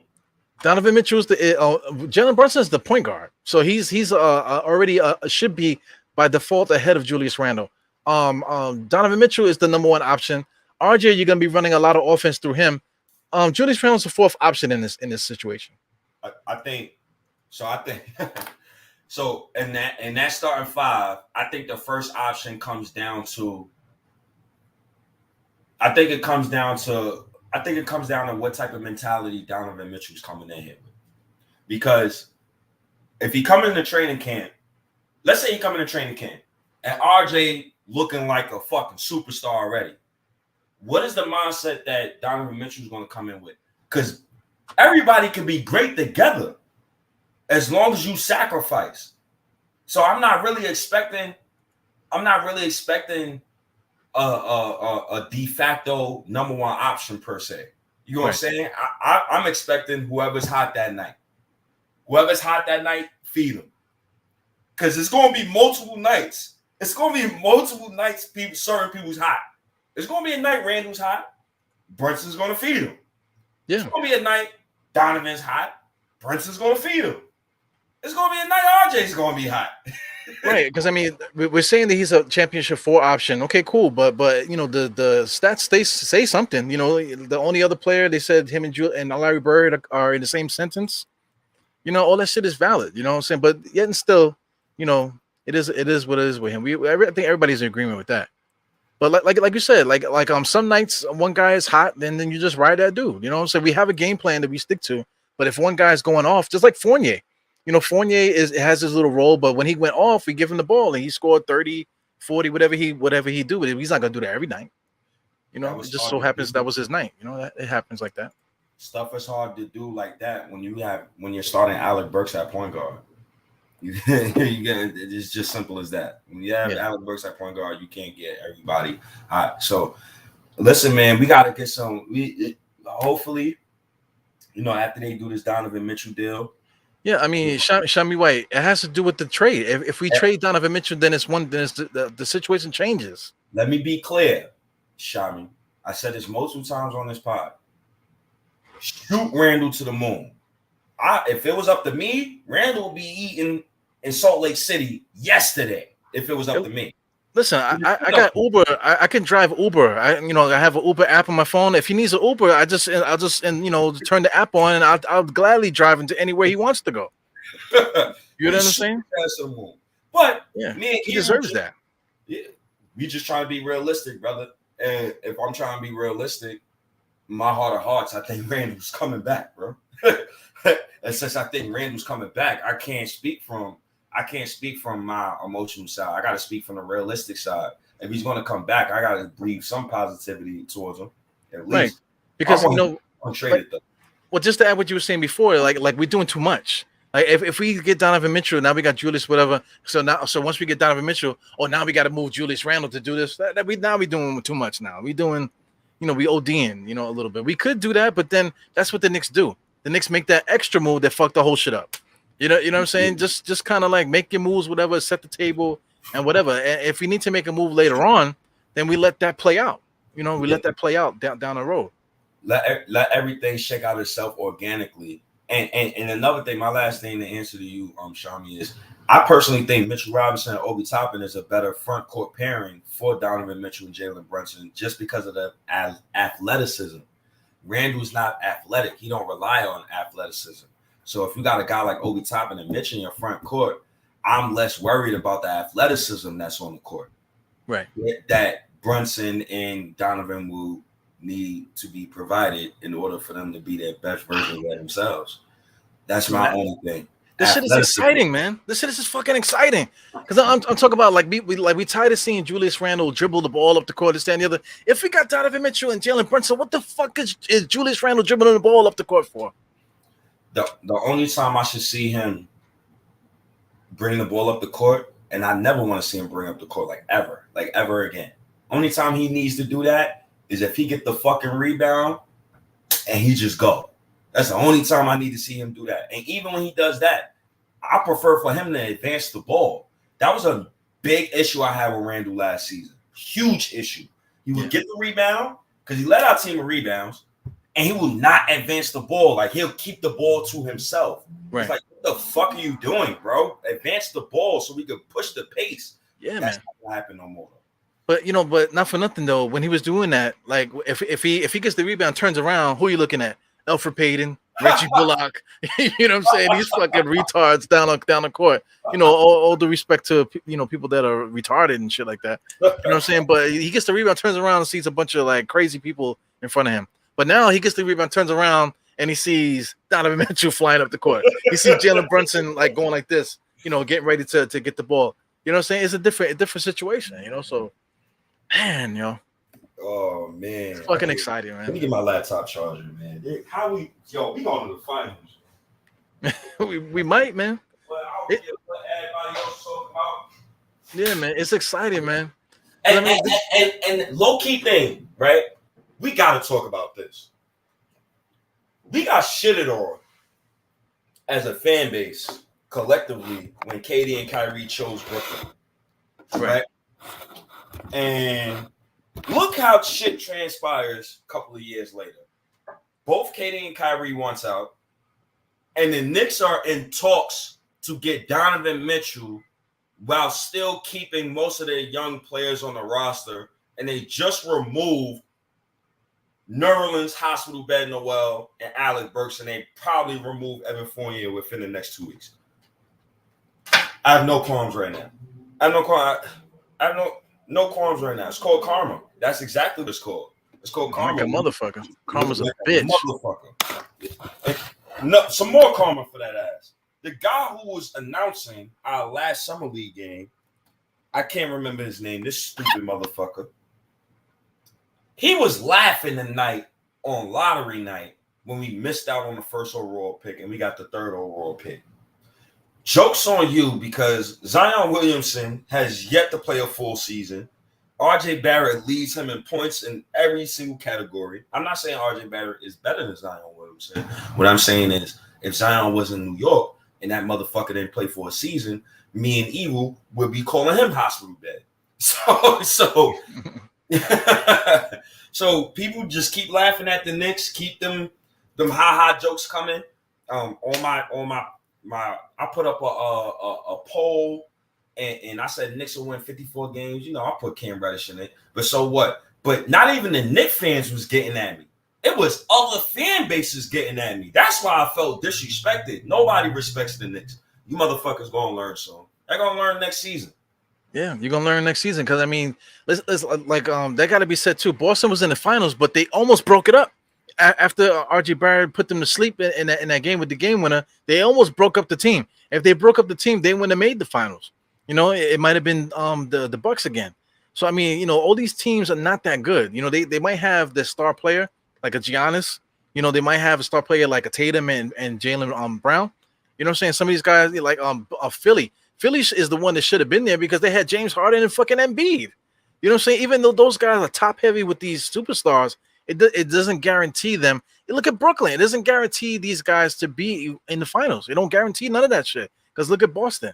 So I mean, the Knicks could easily sneak in there. You know what I'm saying? And imagine that shit. Imagine if the Knicks going to the finals with the weak West.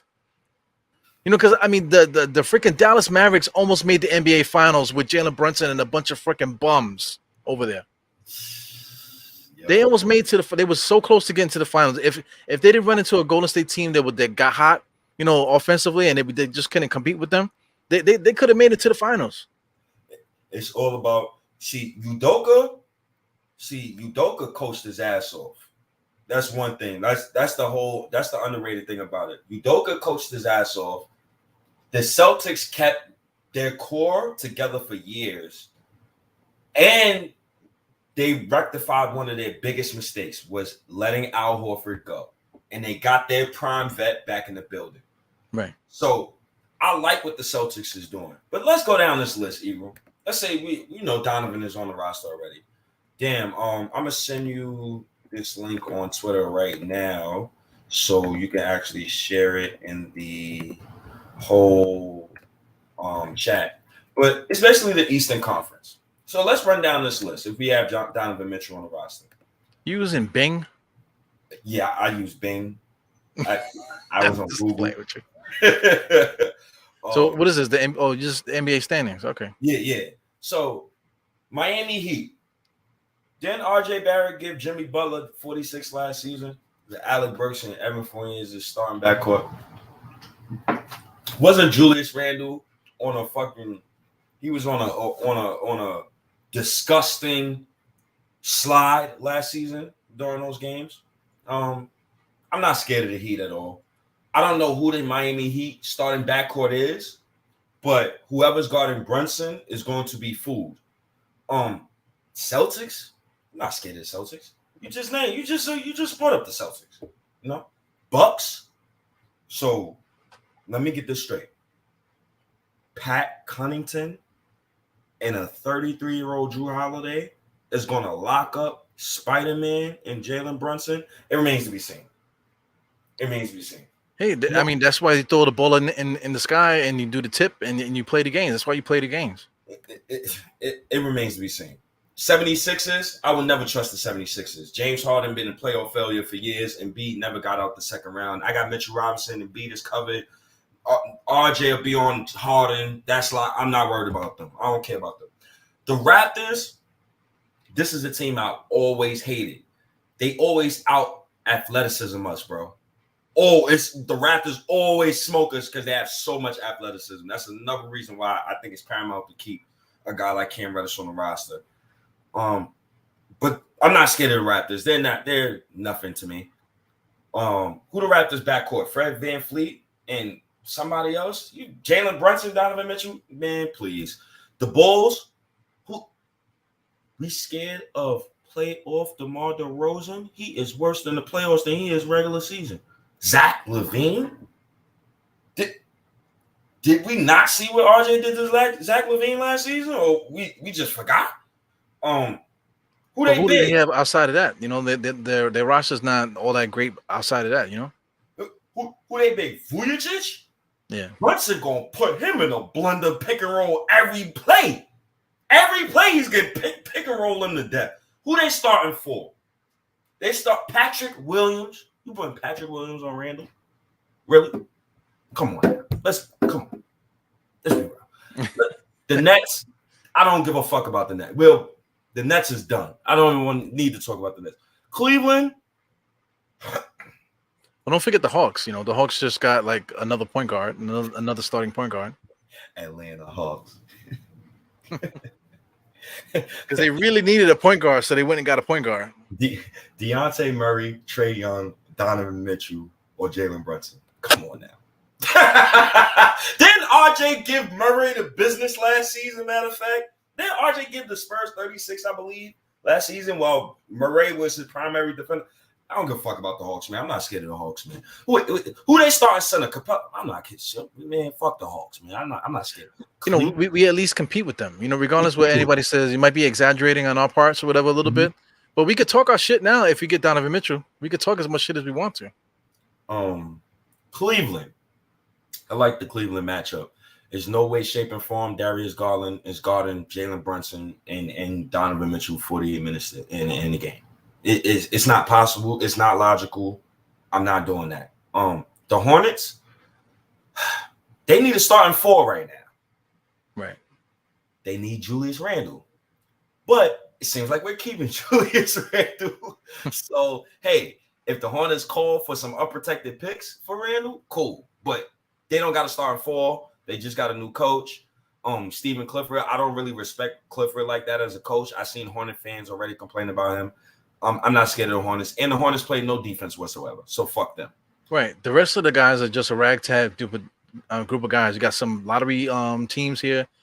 Basically, all of them. Pacers, Pistons, Magic, and the Wizards. What the fuck are the Wizards doing? I like the Wizards, bro.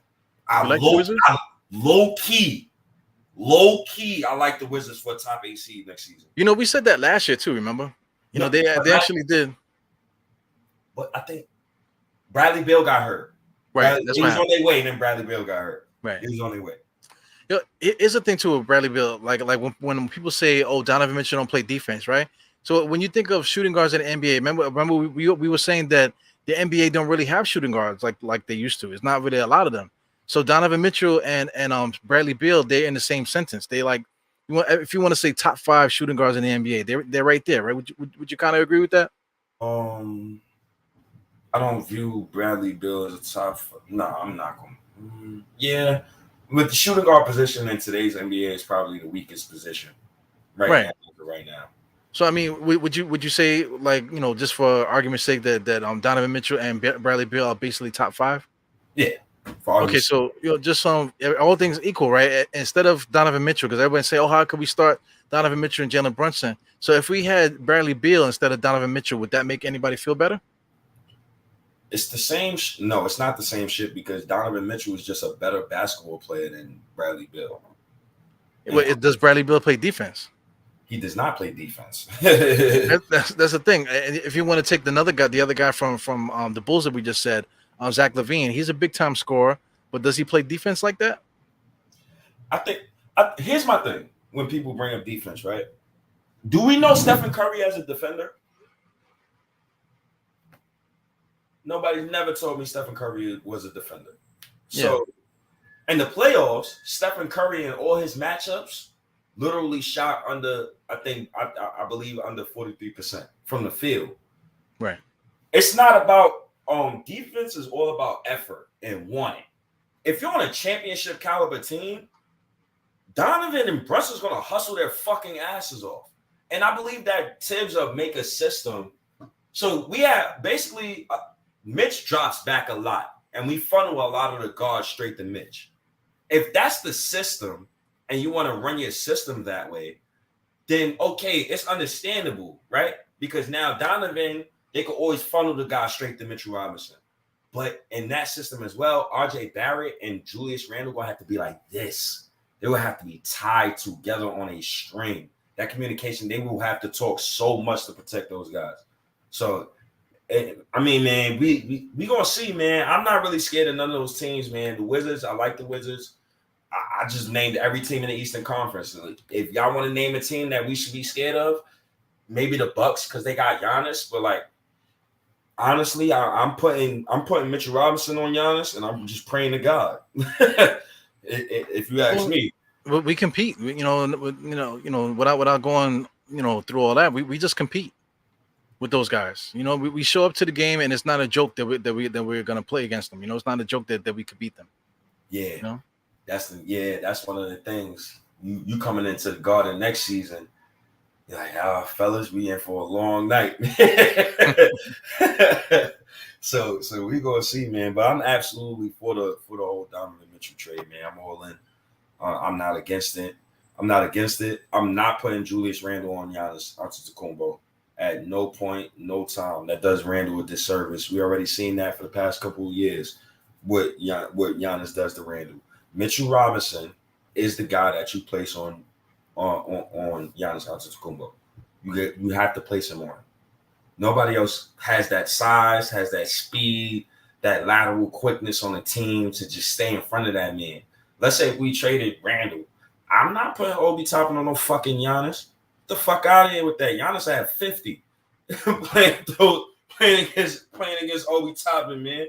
We gotta respect some of those guys in the Eastern Conference, but he's the one guy that scares me. Nobody else. Well, this is NBA advanced stats, right? So I'm just gonna go down to defensive rating. Just for a bigger picture here. Where's the Knicks? They said the Knicks were ranked 11th. Is this correct? This might not even be correct. So defensive rating. So where did they get the Knicks for 11th in defense? Which category is that? I think it's the category of points allowed. Points allowed. Mm-hmm. All right, I'm trying to see if I can get some of these things here. Just for argument's sake. So it's just points allowed. That's what they're talking about. Yeah, not the defensive rating. Nah, I don't believe it was never that. Okay. Because I don't believe the Knicks was ever like a lethal defensive team.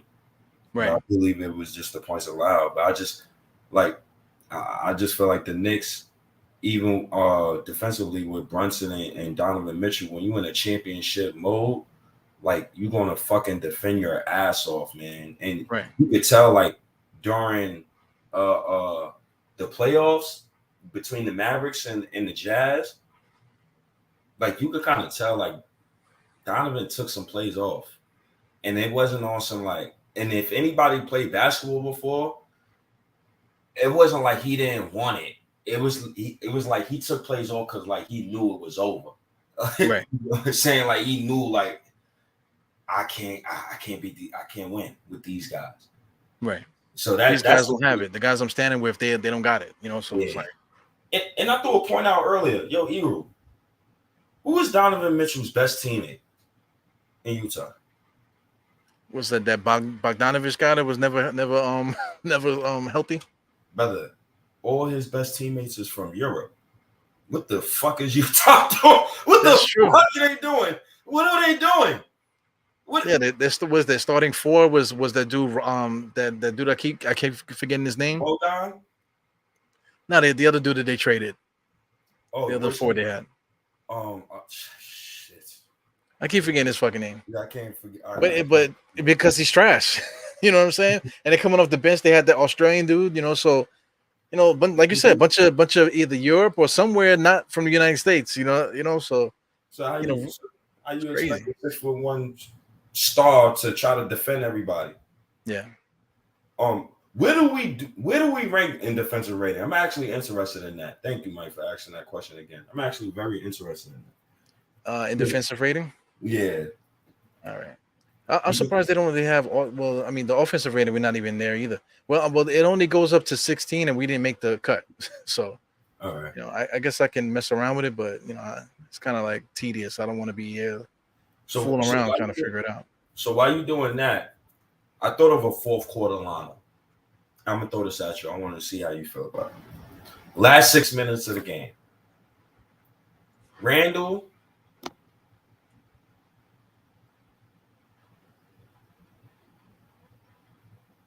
Damn, I gotta stop. I gotta get my bias out of this starting five. Randle, Reddish, RJ, Donovan, Brunson. How are you guarding that in the last 6 minutes of the game? Well, like you said, bias. I don't want to talk about Tom Thibodeau because I mean it's on Tom Thibodeau. Because are these guys even going to be in the game in 6 minutes, or he's going to bring these guys with 2 minutes left with the Knicks down by 30? You know, it's like, you know that's him there. Oh, he would be fired. He would be fired if you don't get this to work. He will be fired. Yeah, he's gonna have to do a better job, managing the team. Not just putting these guys in the fire and making them play all these minutes just to save, bad coaching. He's definitely got to fix that, man. But I mean, like I said, he just gotta how do you guard us? Like you said, how do you guard us in the fourth quarter? Because the fourth quarter belongs to Donovan Mitchell. You know what I'm saying? And then if you got Donovan Mitchell and Julius Randle's there, RJ's there, hopefully they'll be running a certain way where guys are we have to make guys a threat to make the other team not cheat on defense on us. You know what I'm saying? That's the main thing that we got to do. We have to attack teams for once, and not just one-on-one. We have to attack teams on all fronts in order for us to really, really freaking pop the way we wanted to. So, I mean, we gotta, when you say attack, just keep going at dudes, but also move the ball. I think that's the main thing. That's one of the main things Tibbs preaches, and it seems like his players just love ISO ball. Well, I mean that's how you attack teams. You attack teams with the ball. Like if you're gonna do a fast break, the fast break is not Julius Randle getting a rebound and not looking for the point guard. The object is to get the ball up the court. That's why Obi Toppin looked so good at the end of the season, because he was releasing, yes, but the ball also came with him. You know what I'm saying? The ball was coming with him. It's not like he never released before. He was releasing before, but they just wasn't moving the ball up. So you just hope that if Jalen Brunson's out there, Donovan Mitchell's out there, along with RJ and Randle, that ball is gonna find its way up the court quick. Yeah. Yeah, that takes buy-in. But I'm pretty sure like Brunson to get all of these guys to buy in. Like my belief in the offense is just strictly on Brunson. Having a point guard. Yeah. He's a winner. Yeah. He's a winner. He won two, right? He won 2 championships in college, right? Yes, and he won in high school as well. Motherfucker. Won a high school championship as well. He's always been a winner his whole life. Damn, man, I appreciate. Yo, did Donovan Mitchell win 2 in college? I don't think he won the big one, but he Louisville was like high, right? They were like Elite 8 or some shit like that. I don't remember. I don't remember either. I'm just talking. I don't remember, to be honest with you. Louisville was good though. They definitely was in the tournament though. That's a fact. They definitely was good. And Katana, I got news for you, right? This shit gonna happen.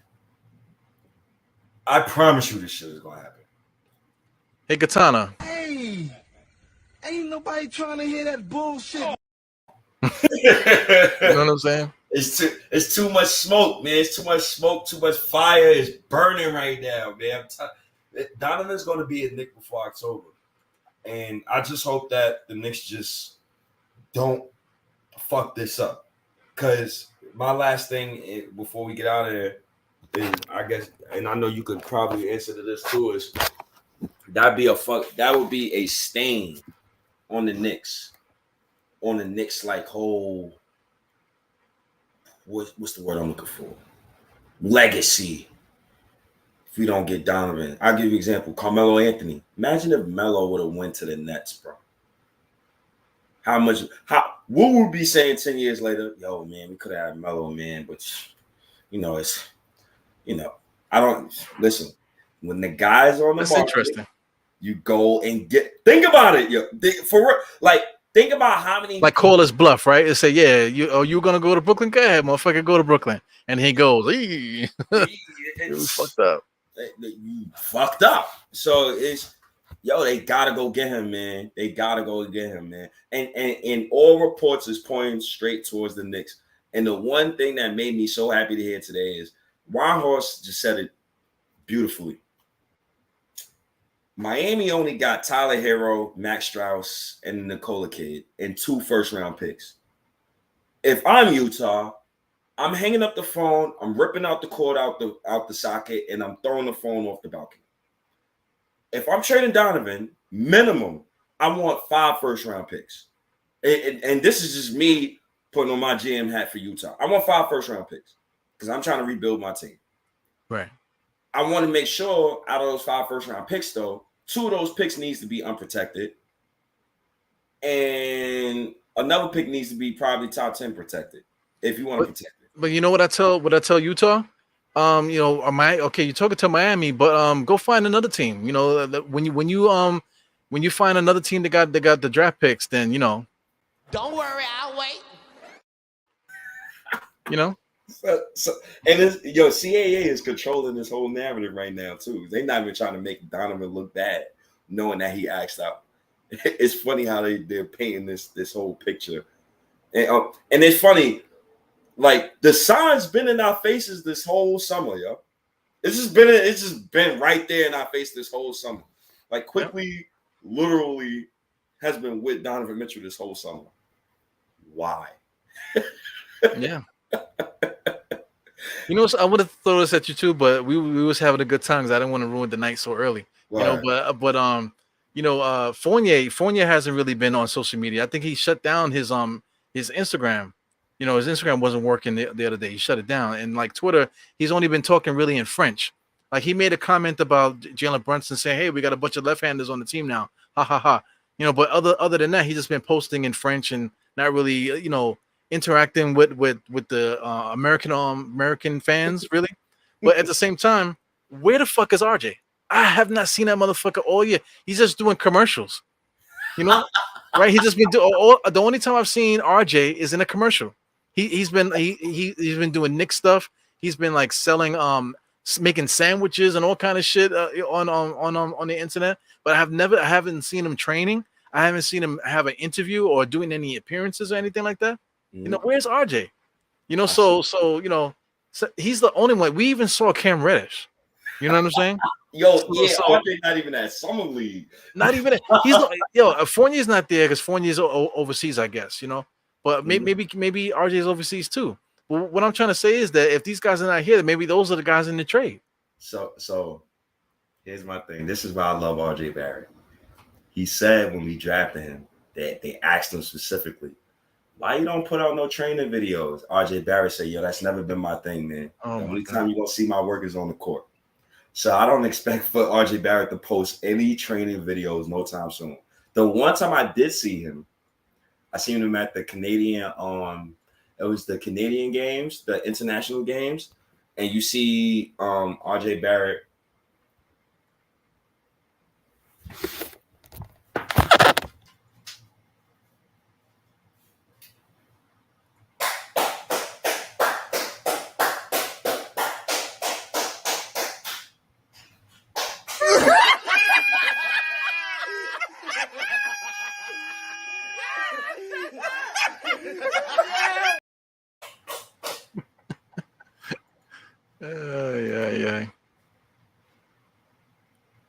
Yeah.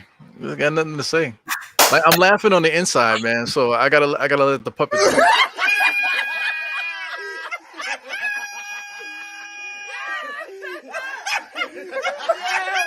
Man, listen, man. Listen, man. Shit about to get spooky, man. Yo, you know, speaking of spooky, watch how people talk on Twitter. Like if we make this trade and like it's a trade that let's say I'm not worried about nobody else. That's why I don't fuck with nobody else. You know what I'm saying? I do pause with you. I don't really fuck with nobody else like that. You know what I'm saying? So just watch how everybody else talks. How spooky Twitter is gonna be once you make the trade. Because like I think it's gonna be a trade that me and you both are gonna agree with. You know what I'm saying? Yeah. And then watch how Twitter gets all crazy about about getting their feelings about stuff other than the end game, which is to win the championship. They're gonna be talking about other shit, other spooky shit. Watch. Yo, I don't give a fuck about. I'm being honest with you. This is why I try to like stick with MBK fam. I try to stick with Paz with you.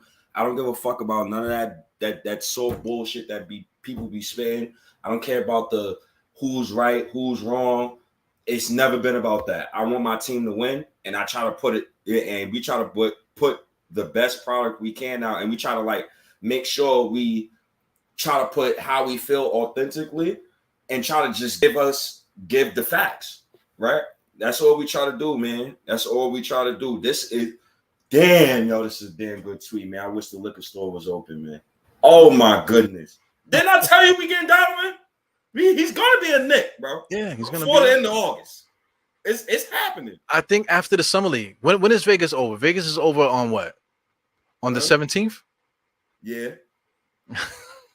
I think the 17th. I think, right when summer league is over, once everybody's out of there and it's not a distraction, a big media thing, I think that's when it's gonna happen. Guess what I just read too from the article?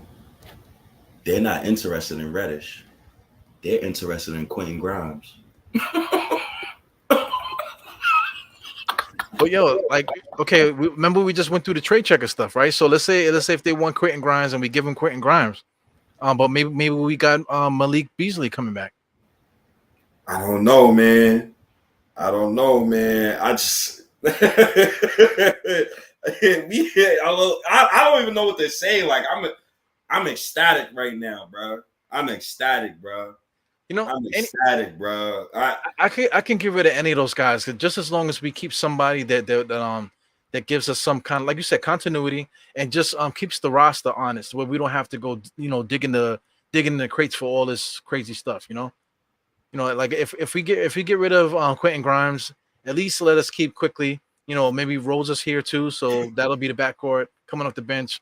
Then you could be like, okay, at least you keep something where we don't have to go crazy looking around the league for somebody to come fill in the spot.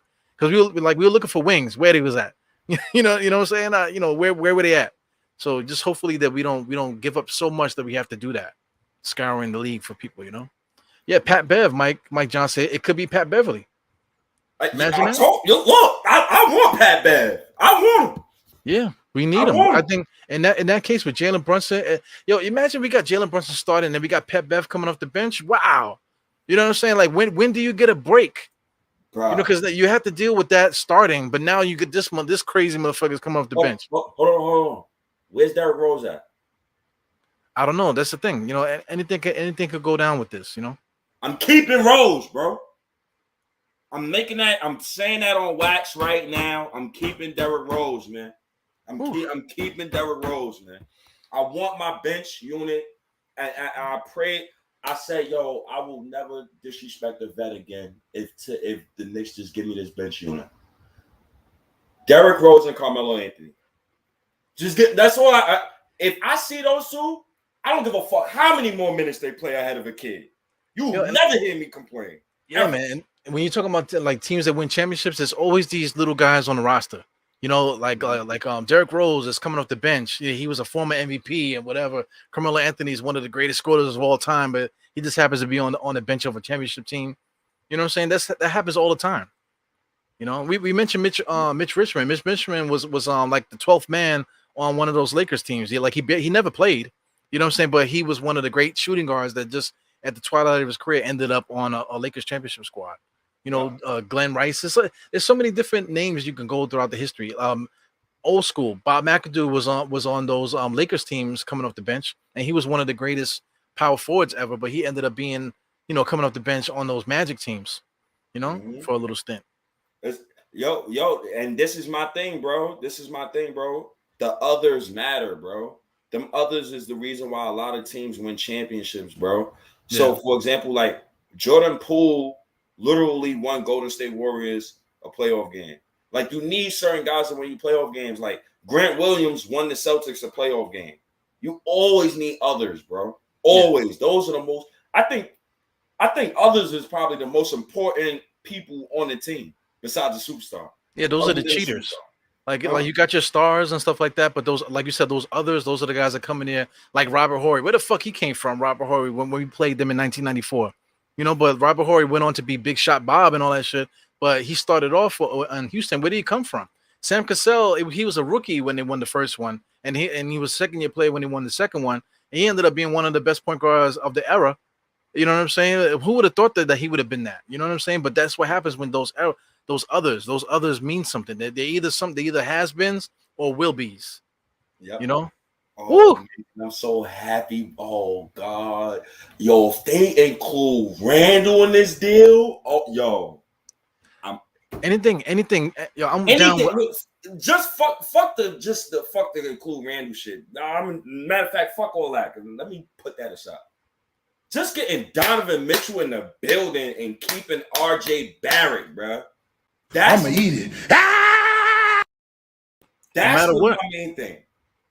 They're keeping RJ and they're bringing Donovan, bro. Yo, shit. I don't know. Yeah, I'm with it. Like whatever they do, we can come up with a scenario how it makes sense. You know what I'm saying? As soon as it happens, bam, like the first thought, boop, okay, now this is what we need to do. You know, as soon as we do that, okay, now this is what we need to focus on. You know, it's gonna be just like that. Oh, man. I'm with it, man. Oh man. And we could probably keep Reddish out of this deal, man. What day is the 17th? I'm predicting it's gonna be probably like once summer league is over. That's the 17th. Yeah, the 17th. So maybe that Monday. The 17th is Sunday. So maybe that Monday. So even if it probably might be Monday night. Or knowing how how the NBA news cycle is, right? They might do it Friday. So it could bleed into the weekend. You know how the NBA news is. But right. Another main thing about this deal, right? Evan Fournier is out of here. That we do know. That's a fact. So I'm already ecstatic about that. Damn, Eru, that's like a funk flex bomb, man. Yeah. Oh man. Everybody calls me Cypher Sounds too, right? Shit. Eru don't get gassed. Oh God, I don't even know what to say, bro. Man, this is crazy. I'll be playing 2K for the I'm about to say I'm smoking K2 tonight. I'm gonna be playing K2. I mean NBA 2K tonight before I go to bed now. Oh man, I can't even believe. Smoking Now after this move, I'm gonna smoke K2. Yo, you crazy. After this move, Carmelo coming home. So that's the reason. Put two and two together.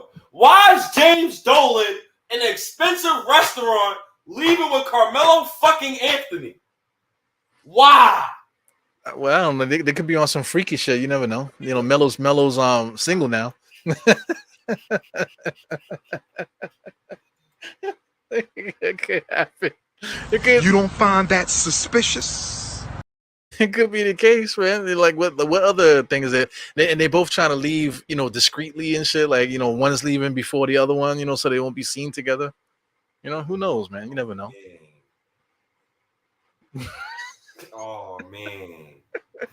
Oh man. Yo, the Knicks, man. Leon Rose, man.